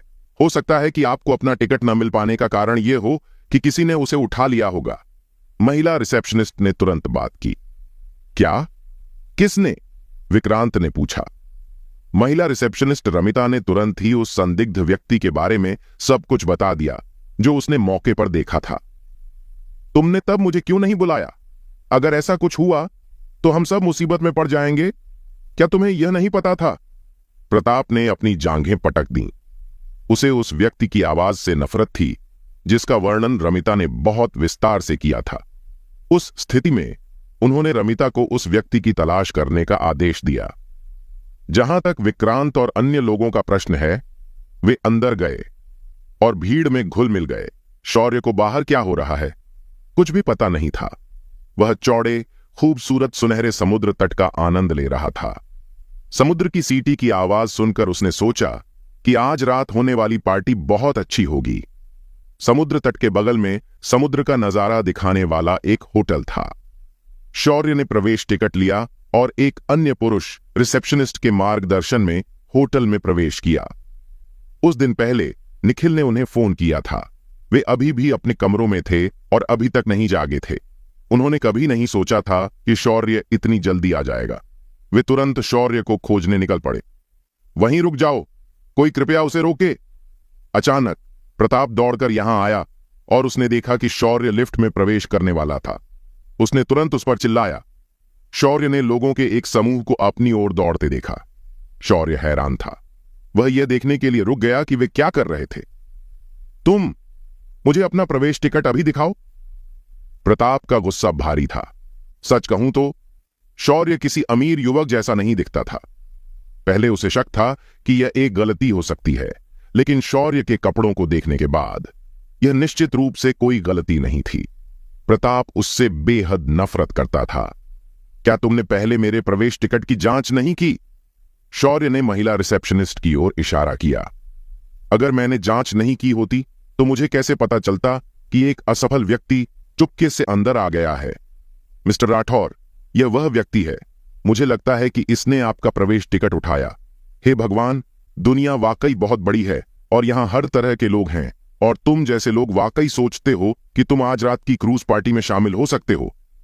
कुछ लड़कियों ने अपने मुंह ढक लिए और हंसने लगीं। उनकी आंखें घृणा से भरी हुई थीं। तभी शौर्य को समझ में आया। उसे लगा कि उन्होंने उसे इसीलिए बुलाया क्योंकि उन्हें संदेह था कि उसने किसी और का प्रवेश टिकट उठा लिया है, और ऐसा हुआ कि किसी ने टिकट खो दिया था, इसलिए उन्हें सबसे पहले उस पर संदेह हुआ। शौर्य अवाक रह गया। मिस्टर प्रताप, पुलिस को बुलाओ। यह व्यक्ति कुछ बुरा करने की योजना बना रहा होगा, लड़कियों ने कहा। रमिता ने पहले ही अपना फोन निकाल लिया था और पुलिस को कॉल करने के लिए तैयार थी। मिस्टर अग्रवाल, तो आप यहां हैं। तभी निखिल और अन्य लोग आ गए। वे दौड़ते हुए आए। हम? निखिल, यह तुम हो? विक्रांत ने उसी समय कहा। आपसे मिलकर अच्छा लगा, निखिल। विक्रांत के बगल में खड़ी कुछ खूबसूरत लड़कियों ने उसका सम्मानपूर्वक अभिवादन किया। निखिल परिवार की संपत्ति कुल मिलाकर $100 मिलियन से अधिक थी। ओ विक्रांत, तो यह तुम लोग हो? समूह निखिल की तरह सभी जॉनहर्स्ट विश्वविद्यालय में तीसरे वर्ष के छात्र थे। निश्चित रूप से वे सभी निखिल को जानते थे, जो जॉनहर्स्ट विश्वविद्यालय का बड़ा गुंडा था। मिस्टर अग्रवाल, क्या आप उन्हें जानते हैं? निखिल ने हंसते हुए शौर्य से पूछा। मैं उनमें से किसी को नहीं जानता। उन्होंने मुझ पर उनका टिकट चुराने और चुपके से अंदर घुसने का आरोप लगाया। वे मुझे गिरफ्तार करने के लिए पुलिस को भी बुलाने वाले थे। शौर्य कड़वाहट से मुस्कुराया। क्या उनके टिकट चुराना? किसने कहा यह? निखिल गुस्से में था। रमिता दंग रह गई। उसने निखिल के बारे में सुना था और वह काफी प्रसिद्ध माने जाते थे, बिल्कुल मिस्टर अमित की तरह। लेकिन निखिल इस हारने वाले के प्रति इतना विनम्र क्यों था? हमें इस युवक पर संदेह था। हम केवल उसका प्रवेश टिकट चेक करना चाहते थे। आखिरकार आप जानते हैं कि यह क्रूज पार्टी कितनी महत्वपूर्ण है। हे, निश्चित रूप से मुझे पता है। प्रताप और विक्रांत, क्या आप दोनों जानते हैं कि यह व्यक्ति कौन है?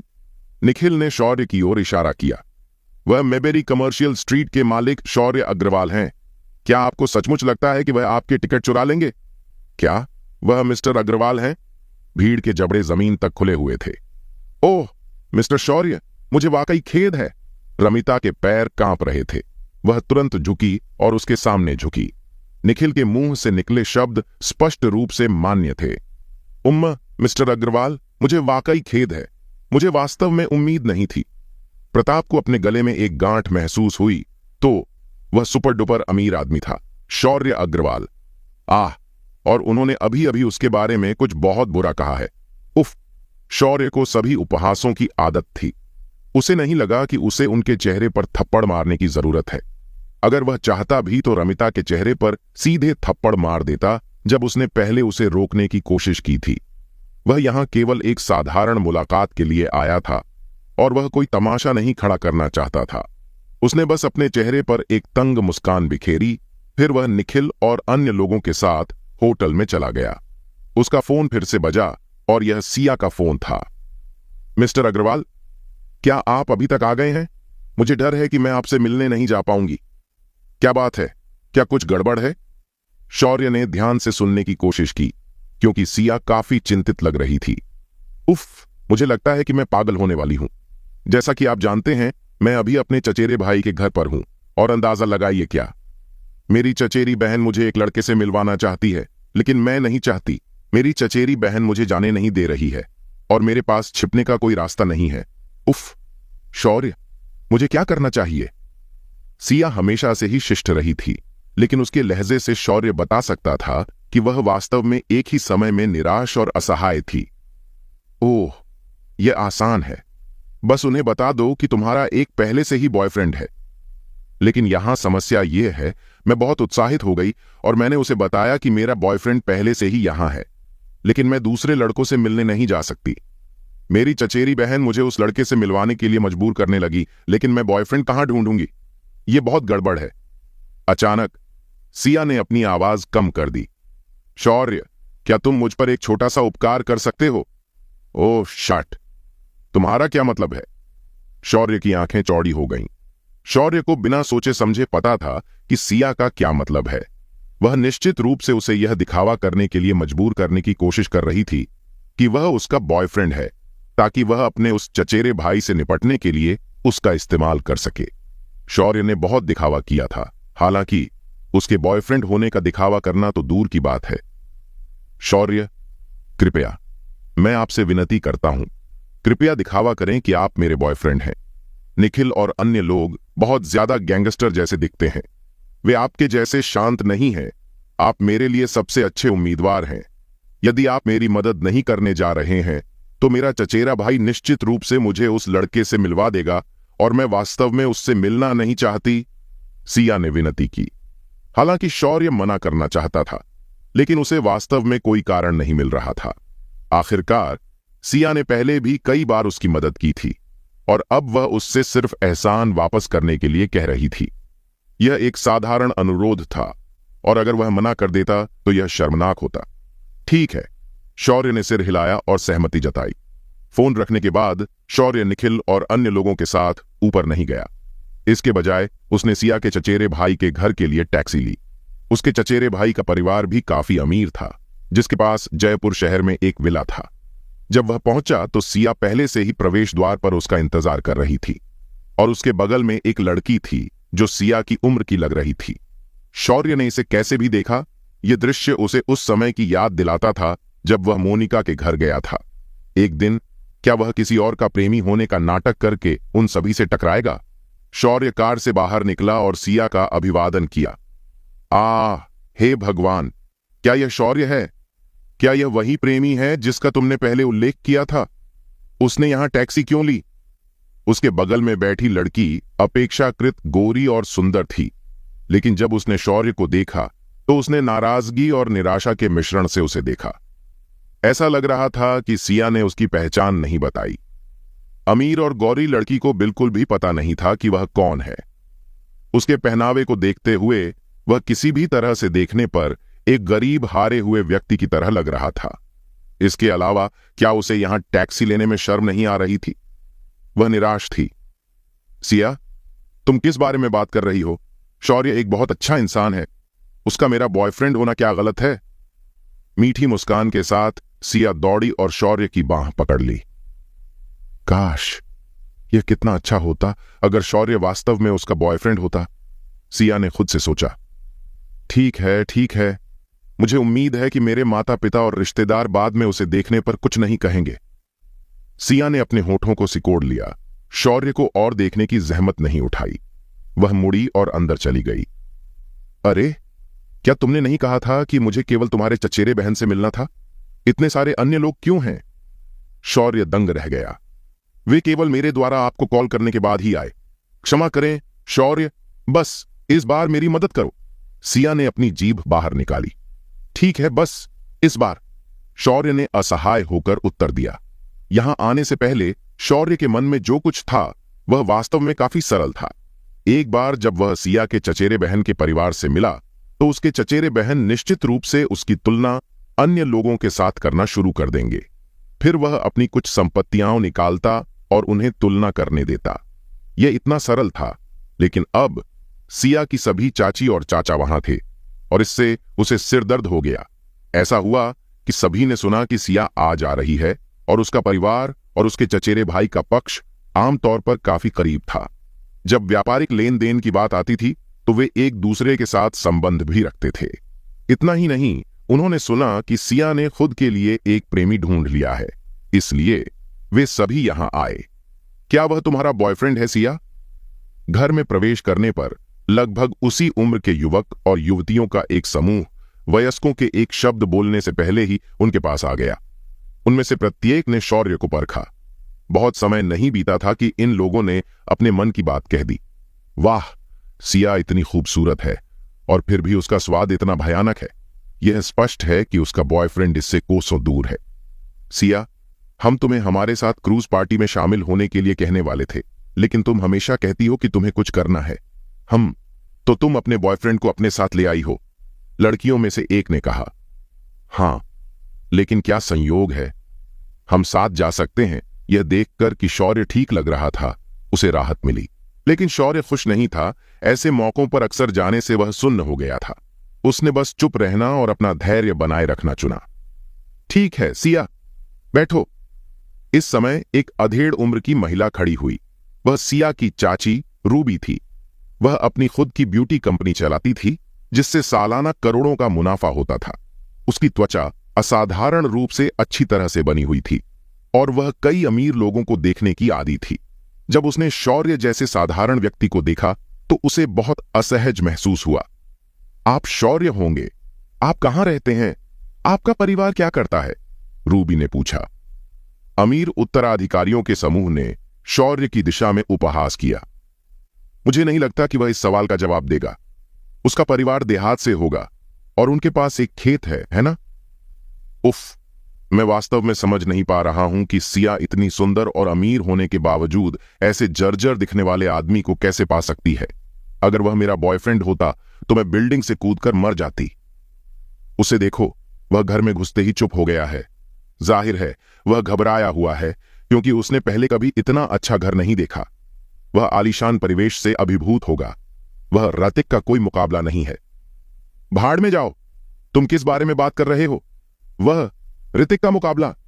एक तरफ कई पुरुष और महिलाएं अपनी बाहें क्रॉस करके शौर्य के बारे में गपशप कर रहे थे।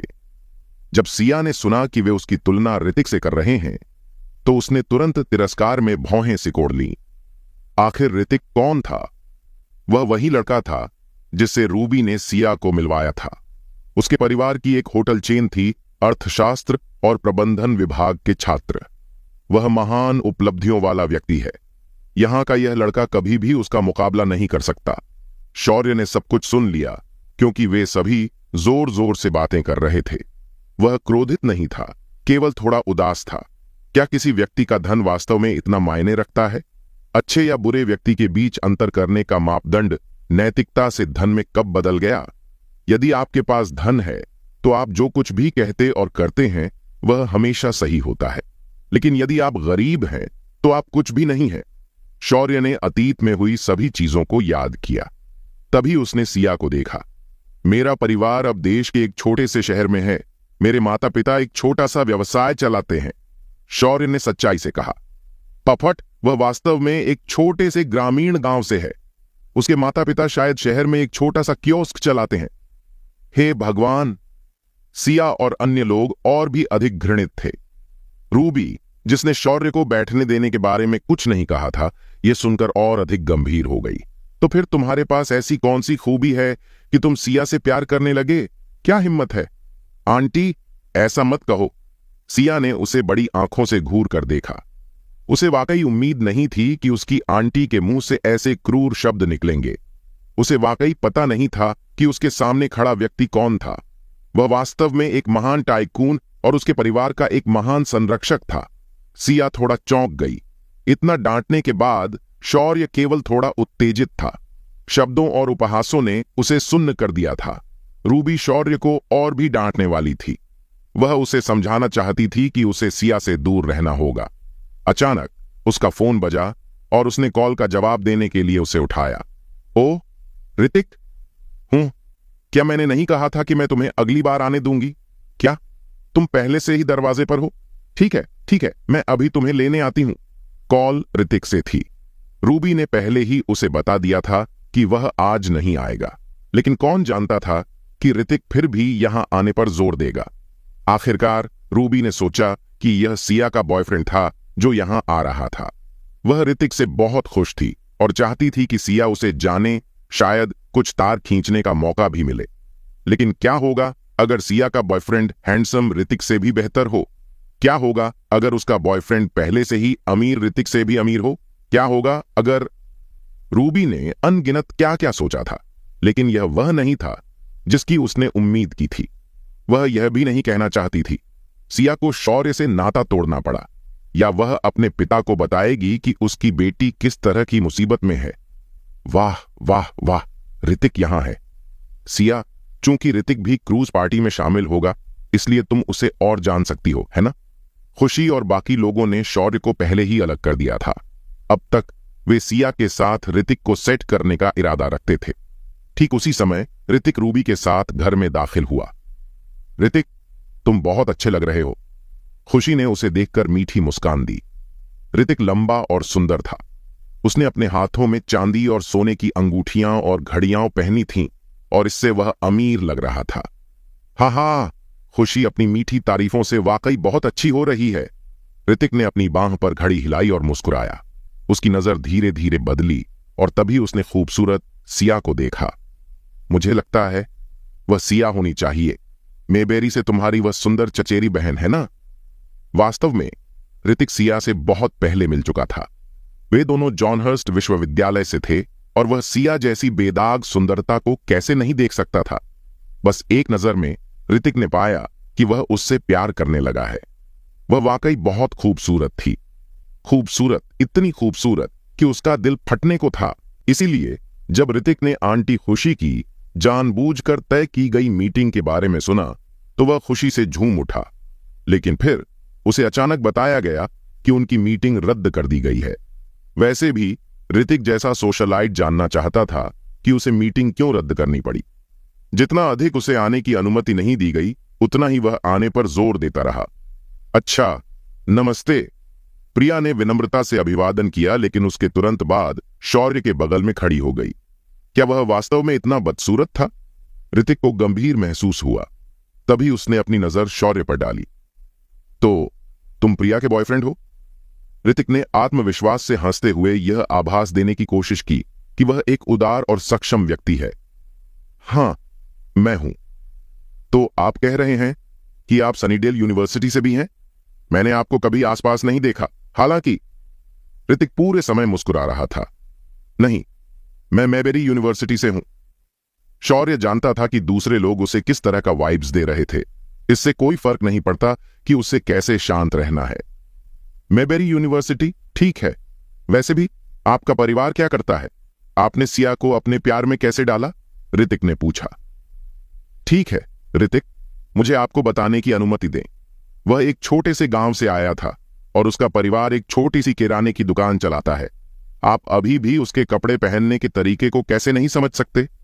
खुशी ने उत्तर दिया। अज्ञानता की सबसे बड़ी स्थिति यह दिखावा करना था कि कोई व्यक्ति तब भी मौजूद नहीं है जब वह आपके ठीक सामने हो। हालांकि यह दुखदाई था, लेकिन कोई भी वास्तव में इस ओर ध्यान नहीं देगा। हालांकि खुशी हमेशा से शौर्य के साथ ऐसा करती रही थी और इससे पता चलता था कि वह उससे कितनी घृणा करती थी। ओह, एक छोटे से गांव से आकर मेबेरी में पढ़ाई करना मुश्किल रहा होगा। अगर आपको किसी तरह की परेशानी हो तो मुझे जरूर बताइए।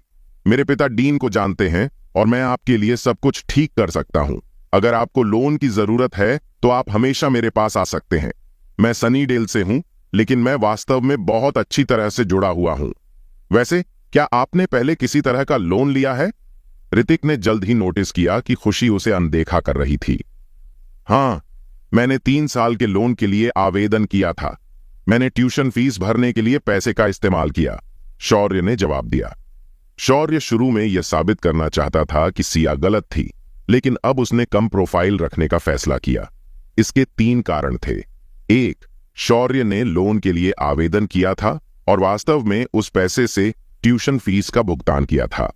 2, भले ही वह सिया की मदद करने की कोशिश कर रहा था, लेकिन इस हद तक जाने की कोई जरूरत नहीं थी। शौर्य को एहसास हुआ कि सिया सिर्फ यह दिखावा नहीं कर रही थी कि वह उसका बॉयफ्रेंड है, बल्कि वह वास्तव में एक अलग तरह का रिश्ता विकसित करना चाहती थी। यह उसका आत्ममुग्ध होना नहीं था, वह वास्तव में इसे महसूस कर सकता था। भले ही शौर्य को सुंदर लड़कियां पसंद थीं और वह उनमें से किसी के लिए भी आसानी से गिर जाता था, लेकिन वह आम तौर पर एक बुरा व्यक्ति नहीं था। शौर्य हमेशा चाहता था कि उसकी प्रेमिका उसके साथ गहरे स्तर पर जुड़े, लेकिन सिया निश्चित रूप से वह व्यक्ति नहीं थी। ऐसा इसलिए था क्योंकि पहली बार जब वे मिले थे, सिया ने उसके चेहरे को घायल कर दिया था, जिसके परिणाम स्वरूप शौर्य उसके साथ डेट पर नहीं जाना चाहता था। 3. वह अपनी असली पहचान उजागर नहीं करना चाहता था। वह हर बार असहज महसूस करता था जब वह ध्यान का केंद्र बन जाता था। उसे कभी समझ में नहीं आया कि कोई ऐसा क्यों पसंद करेगा। अरे, आपको 3 साल के लोन से अपनी स्कूल फीस चुकानी पड़ी, आप जरूर दिवालिया हो गए होंगे। बकवास, ये बड़ी खबर है। कोई इतना गरीब कैसे हो सकता है कि उसे 3 साल के लोन के लिए आवेदन करना पड़े? अगर मुझे सिर्फ एक के लिए आवेदन करना पड़े तो भी मुझे शर्म आएगी। मैं शायद खुद को मार डालूंगा। खुशी और लड़कियों ने मजाक उड़ाया। रूबी ने भौहें सिकोड़ते हुए सोचा कि प्रिया पागल हो गई होगी जो उसने उसके जैसे लड़के को चुना। वह उसके जैसे किसी को क्यों चुनेगी? वे कहते हैं कि गरीब परिवारों के बच्चे अधिक स्वतंत्र होते हैं। खैर, यह सही लगता है, लेकिन अगर आपको पैसे की आवश्यकता है तो आप हमेशा मुझसे संपर्क कर सकते हैं। मैं खुशी से आपको इसे उधार दूंगा, क्योंकि प्रिया और मैं स्कूल के साथी हैं। हम दोस्त भी हो सकते हैं। ऋतिक मुस्कुराया। भले ही यह एक छोटा सा इशारा था, लेकिन यह स्पष्ट था कि वे उसका मजाक उड़ा रहे थे। छात्र अध्यक्ष होने के नाते वह स्पष्ट रूप से शब्दों के साथ अच्छा था। उनके मुंह से निकले हर वाक्य में शौर्य का सूक्ष्म रूप से अपमान किया गया। इसकी कोई आवश्यकता नहीं है, लेकिन फिर भी धन्यवाद। शौर्य मुस्कुराया और विनम्रता से उसके प्रस्ताव को अस्वीकार कर दिया। आपका हमेशा स्वागत है। जब आप पहले से ही मैबेरी में हैं तो आप कैसे नहीं भूल सकते, है ना? क्यों ना मैं इसके बाद आपको चारों ओर दिखाऊं। मेरे पिता कमर्शियल स्ट्रीट पर एक रेस्तरां के सीईओ को जानते हैं। मैं आपको वहां ले जा सकता हूं। अरे ऋतिक, क्या आपको याद नहीं है कि सिया का परिवार क्या करता है? यहां तक कि अगर शौर्य मिलने आता है तो सिया उसे अपने साथ ला सकती है। खुशी ने मुस्कुराते हुए कहा। ओह ठीक है, मैं कैसे भूल सकता था। मुझे केवल इतना याद है कि शौर्य एक बहुत गरीब कंगाल है जो पहले कहीं नहीं गया है। खैर, ऐसा लगता है कि सिया के साथ रिश्ते में होने के बाद से वह मैबेरी कमर्शियल स्ट्रीट में अक्सर आता जाता रहा है। उफ, निश्चित रूप से मेरी याददाश्त खराब होने का दोष मेरा है। अगर वहां है शौर्य जिस किसी भी बात का जवाब देने से डरता है, मैं उसके लिए उसका जवाब दूंगा। ऋतिक ने स्थिति का फायदा उठाया। ऋतिक, तुम बहुत सज्जन हो, खुशी ने शौर्य की तरफ देखते हुए तारीफ की। अभी दोपहर के 5 बजे थे, फिर भी समुद्र तट पर पहले से ही भीड़ थी। ऋतिक यहां है। खुशी, तुम भी यहां हो। हमने पहले ही बारबेक्यू शुरू कर दिया है। जब ऋतिक पहुंचे तो कुछ अमीर युवकों ने हाथ हिलाकर उनका अभिवादन किया। वे सभी एक दूसरे को जानते लग रहे थे। वाह, यहां बहुत सारे दोस्त हैं। आओ प्रिया, मैं उन्हें तुमसे मिलवाता हूं, ऋतिक ने कहा। विचाराधीन युवा खाने पीने के साथ साथ खेल रहे थे। सभी मौज मस्ती कर रहे थे। शौर्य थक गया था, अब नए लोगों से मिलने के मूड में नहीं था। उसे वास्तव में आराम करने के लिए एक जगह की जरूरत थी। फिर पता लगाना था कि निखिल और अन्य कहां गए। आप लोग मजे करें, मैं वॉशरूम जा रहा हूं। आपको मेरी तलाश करने की जरूरत नहीं है, शौर्य ने उनसे कहा और खुद ही वहां से चला गया। क्या वह वास्तव में वॉशरूम जा रहा है, या उसे किसी को यह बताने में शर्म आ रही है कि वह एक गरीब परिवार से है? मुझे पता है, ठीक है। क्या उसे नहीं पता कि यह सामाजिक सेटिंग क्या है? और शायद अब उसे पछतावा हो रहा है। हर कोई उसके बारे में बात कर रहा था। सिया शौर्य का पीछा करना चाहती थी, लेकिन वह जानती थी कि उसने आज उसे बहुत परेशान किया है। वह उसे अब और परेशान नहीं करना चाहती थी। वह व्यक्ति कौन था? वह बिना कुछ कहे चला गया। युवकों में से एक दुखी था। परेशान मत हो, बस एक बेवकूफ किसान, खुशी ने जवाब दिया। इस बीच शौर्य पहले से ही समुद्र तट के दूसरी तरफ था। उसे अकेले चलने का एहसास अच्छा लगा। ट्रे पकड़े हुए वेटर से वाइन का गिलास लेने के बाद वह एक कुर्सी पर लेट गया और धीरे धीरे ड्रिंक पीने लगा। आखिरकार उसके कान खुल गए। उसका फोन बज उठा। यह राकेश था। मिस्टर अग्रवाल, पार्टी कैसी रही? शौर्य ने पहले भी पार्टी का जिक्र किया था और वह इसके बारे में सब जानता था। सब ठीक है, शौर्य ने कड़वाहट से मुस्कुराया। यह सुनकर अच्छा लगा। मुझे उम्मीद है कि अमित आपके साथ अच्छा व्यवहार कर रहा होगा। ऐसी चीजें हैं जो मुझे आपको नहीं बतानी चाहिए, लेकिन मैं आपको वैसे भी बता दूंगा। पार्टी का आयोजन करने वाले व्यक्ति अमित सिंह का आपकी बहन के साथ गहरा संबंध है। उसने यह सब तुम्हारे कारण ही आयोजित किया है। हाँ, इसका मुझसे क्या लेना देना है? शौर्य उलझन में था। अगर पार्टी उसकी वजह से थी तो उसे सिया से टिकट क्यों मिला? और काउंटी के सबसे अमीर आदमी के बेटे का अपनी बहन से क्या लेना देना था? अमित का परिवार केवल सुश्री शालिनी द्वारा दिए गए समर्थन के कारण ही उभरा। अमित की मां आपकी बहन की गॉडमदर थी। अब समझ में आया। शौर्य को कभी पता नहीं चलता कि ऐसा इतिहास मौजूद है। ऐसा लगता था कि वह अपनी बहन के विकास के बारे में अनभिज्ञ था। मैं आपको ये सब बातें केवल इसलिए बता रहा हूं क्योंकि यह परिवार काफी दिखावा कर सकता है, ठीक वैसे ही जैसे उन्होंने आपकी बहन की असली पहचान जानने के बाद उसके करीब आने की कोशिश की थी। उन्होंने ऐसा व्यवहार किया जैसे उन्होंने उसके बुरे दिनों में उसकी मदद की हो, और जब वह सफल हो गई ऐसा दिखावा किया कि वे इससे कोई फायदा उठाने की कोशिश नहीं करेंगे। आपकी बहन उनके कामों से बहुत प्रभावित हुई है, इसलिए वह उनका समर्थन कर रही है। लेकिन फिर से वे सुश्री शालिनी के प्रति भी बहुत वफादार रहे हैं। मुझे लगता है कि यह अमित आपका ध्यान आकर्षित करने के लिए वही चाल चल रहा है, और चूंकि आपने मुझे पार्टी के बारे में बताया है, इसलिए अगर मैंने आपको यह सब नहीं बताया तो मैं वास्तव में दोषी होऊंगा। ठीक है, बहुत बहुत धन्यवाद राकेश। आपका स्वागत है मी अग्रवाल। यह मेरा सौभाग्य है। उस बातचीत के बाद शौर्य ने फोन रख दिया। कॉल के जरिए उसे कुछ ऐसी जानकारी मिली थी जिससे उसे कुछ चीजों के बारे में अलग तरह से महसूस हुआ। राकेश अमित को बहुत पसंद नहीं करता था और उसने इशारा किया कि उनका परिवार भी गंदी चालें चल रहा था। वे क्या कर रहे थे? शौर्य पहली बार इस तरह की स्थिति में था और वह राकेश की कही गई बातों को अनदेखा नहीं करना चाहता था, क्योंकि इससे उसे दोषी महसूस होगा। शौर्य ने शराब पी ली क्योंकि ये सारे विचार उसके दिमाग में उमड़ रहे थे। अरे देखो, वह आदमी हमें काफी समय से देख रहा है। उसके मन में गंदे विचार आ रहे होंगे क्योंकि हम बिकनी पहने हुए हैं। हाँ, बिल्कुल नहीं। आखिर ऐसे लोग क्यों होंगे? अचानक शौर्य ने देखा कि बिकनी पहने हुए कई सुंदर लड़कियां उसे घूर रही थीं और खुद से कुछ बुदबुदा रही थीं। बिकनी पहने लड़कियां बीच के किनारे वॉलीबॉल खेल रही थीं, जबकि शौर्य कुर्सी के पास लेटा हुआ था। वह बहुत थका हुआ था और उसे यह भी नहीं पता था कि वह कहां देख रहा है, लेकिन लड़कियों को गलतफहमी हो गई। उन्हें लगा कि वह उन्हें गंदे विचारों से घूर रहा है। पहले तो उन लड़कियों को लगा कि लड़कों के सामने थोड़ा खुला रहना ठीक रहेगा, क्योंकि वे यहां मौज मस्ती करने आए थे, लेकिन उन्हें घूरने वाला आदमी बहुत ही अवांछनीय था। उन्हें देखते हुए वह दिवा स्वप्न भी देखता था। लड़कियों को लगा कि वे अच्छी तरह जानती हैं कि क्या हो रहा है, और उन्हें घृणा महसूस हुई। देखो, वह बहुत घिनौना है और हमें देखते हुए उत्तेजित हो रहा है। वह रिया को देख रहा होगा। उसका पहनावा आज उसके सामान्य पहनावे से ज्यादा साहसी है। यहां तक कि वहां मौजूद वह अमीर युवक भी उसकी तस्वीर लेने की कोशिश कर रहा था। हालांकि जब उसने सुना कि वह अमित के बहुत करीब है तो वह तुरंत पीछे हट गया। मुझे पता है ना? इस आदमी को मरने की इच्छा होनी चाहिए। शायद उसके फोन में हमारी सारी तस्वीरें भी होंगी। वह उन्हें अपने होटल के कमरे में वापस ले जाएगा और उसके साथ क्या करेगा? हे भगवान, यह बहुत घिनौना है। तुम क्या सोचती हो रिया? सभी सुंदर लड़कियां लंबे बालों, गोरी त्वचा और हॉट बॉडी वाली लड़की की ओर देखने लगीं।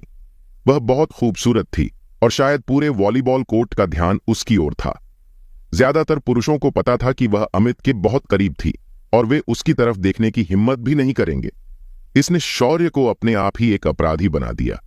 रिया ने अपनी उंगलियों से अपने बालों को साफ किया। मैंने पहले भी कई तरह के गंदे आदमी देखे हैं। बहनों, चलो उसके फोन की जांच करते हैं और देखते हैं कि क्या उसने वाकई हमारी कुछ तस्वीरें खींची हैं। हम उसे मार डालेंगे। यह सही है। अगर वह अमित या निखिल होता तो ठीक होता, लेकिन यह एक गंदा छोटा किसान है। कितना अपमानजनक। लड़कियां शौर्य की ओर बढ़ती रहीं। शौर्य भागना चाहता था, लेकिन बहुत देर हो चुकी थी। क्या तुम गंदी चीजों के बारे में सोचते हुए पूरे समय हमें घूर रहे थे? लड़कियों में से एक ने चिल्लाते हुए कहा। उसके बड़े स्तन चलते समय उछल रहे थे। मैं नहीं था। शौर्य ने सच बोला, क्योंकि वह मासूम था। वह उन पर ध्यान भी नहीं दे रहा था। उसे यह भी एहसास नहीं था कि उनके बीच इतनी सुंदर लड़की थी। अगर उसने उस पर ध्यान दिया होता तो वह अब तक उसे घूर रहा होता। हाँ ठीक है, तुम किसे बेवकूफ बनाने की कोशिश कर रहे हो? तुम पहले से ही हर जगह लार टपका रहे हो। मैंने तुम्हारे जैसा घिनौना इंसान कभी नहीं देखा। हमें अपना फोन दिखाओ। हाँ, हमें अपना फोन दिखाओ। तुम घिनौने विकृत व्यक्ति हो। बेहतर होगा कि तुम सुन लो, इससे पहले कि अमित आकर तुम्हें परेशान करे। लड़कियों ने उस पर चिल्लाया। रिया उसकी बाहों को गले लगा रही थी और बहुत संतुष्ट दिख रही थी। अमित लोकप्रिय था और वह और रिया करीब थे, लेकिन आज तक उनके रिश्ते की पुष्टि नहीं हुई थी। रिया जानती थी कि जो चीजें आसानी से मिल जाती हैं उनका कोई मोल नहीं होता। यही कारण था कि उसने हमेशा रिया से दूरी बनाए रखी, चाहे उसने उसका दिल जीतने की कितनी भी कोशिश की हो। वह पहले से ही उसके प्यार में पड़ चुकी थी, क्योंकि वह जानती थी कि अमित काउंटी के सबसे अमीर आदमी का बेटा है, एक सच्चा अमीर वारिस।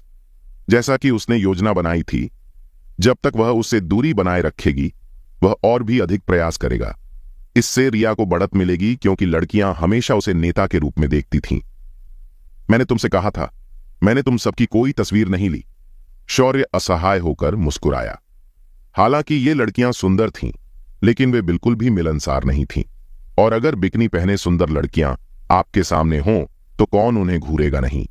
यह अजीब हो रहा था और शौर्य वहां से भाग जाना चाहता था। तुम्हें क्या लगता है तुम कहां जा रही हो?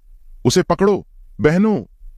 सुंदर लड़कियों ने शौर्य को भागने से रोकने के लिए उसे घेर लिया, उसे जमीन पर गिरा दिया और कुछ उसके ऊपर बैठ गईं। दोस्तों, आपको यह एपिसोड कैसा लगा हमें कमेंट करके जरूर बताएं और इस वीडियो को लाइक और शेयर करना ना भूलें। चलिए मिलते हैं एक नए एपिसोड के साथ। धन्यवाद।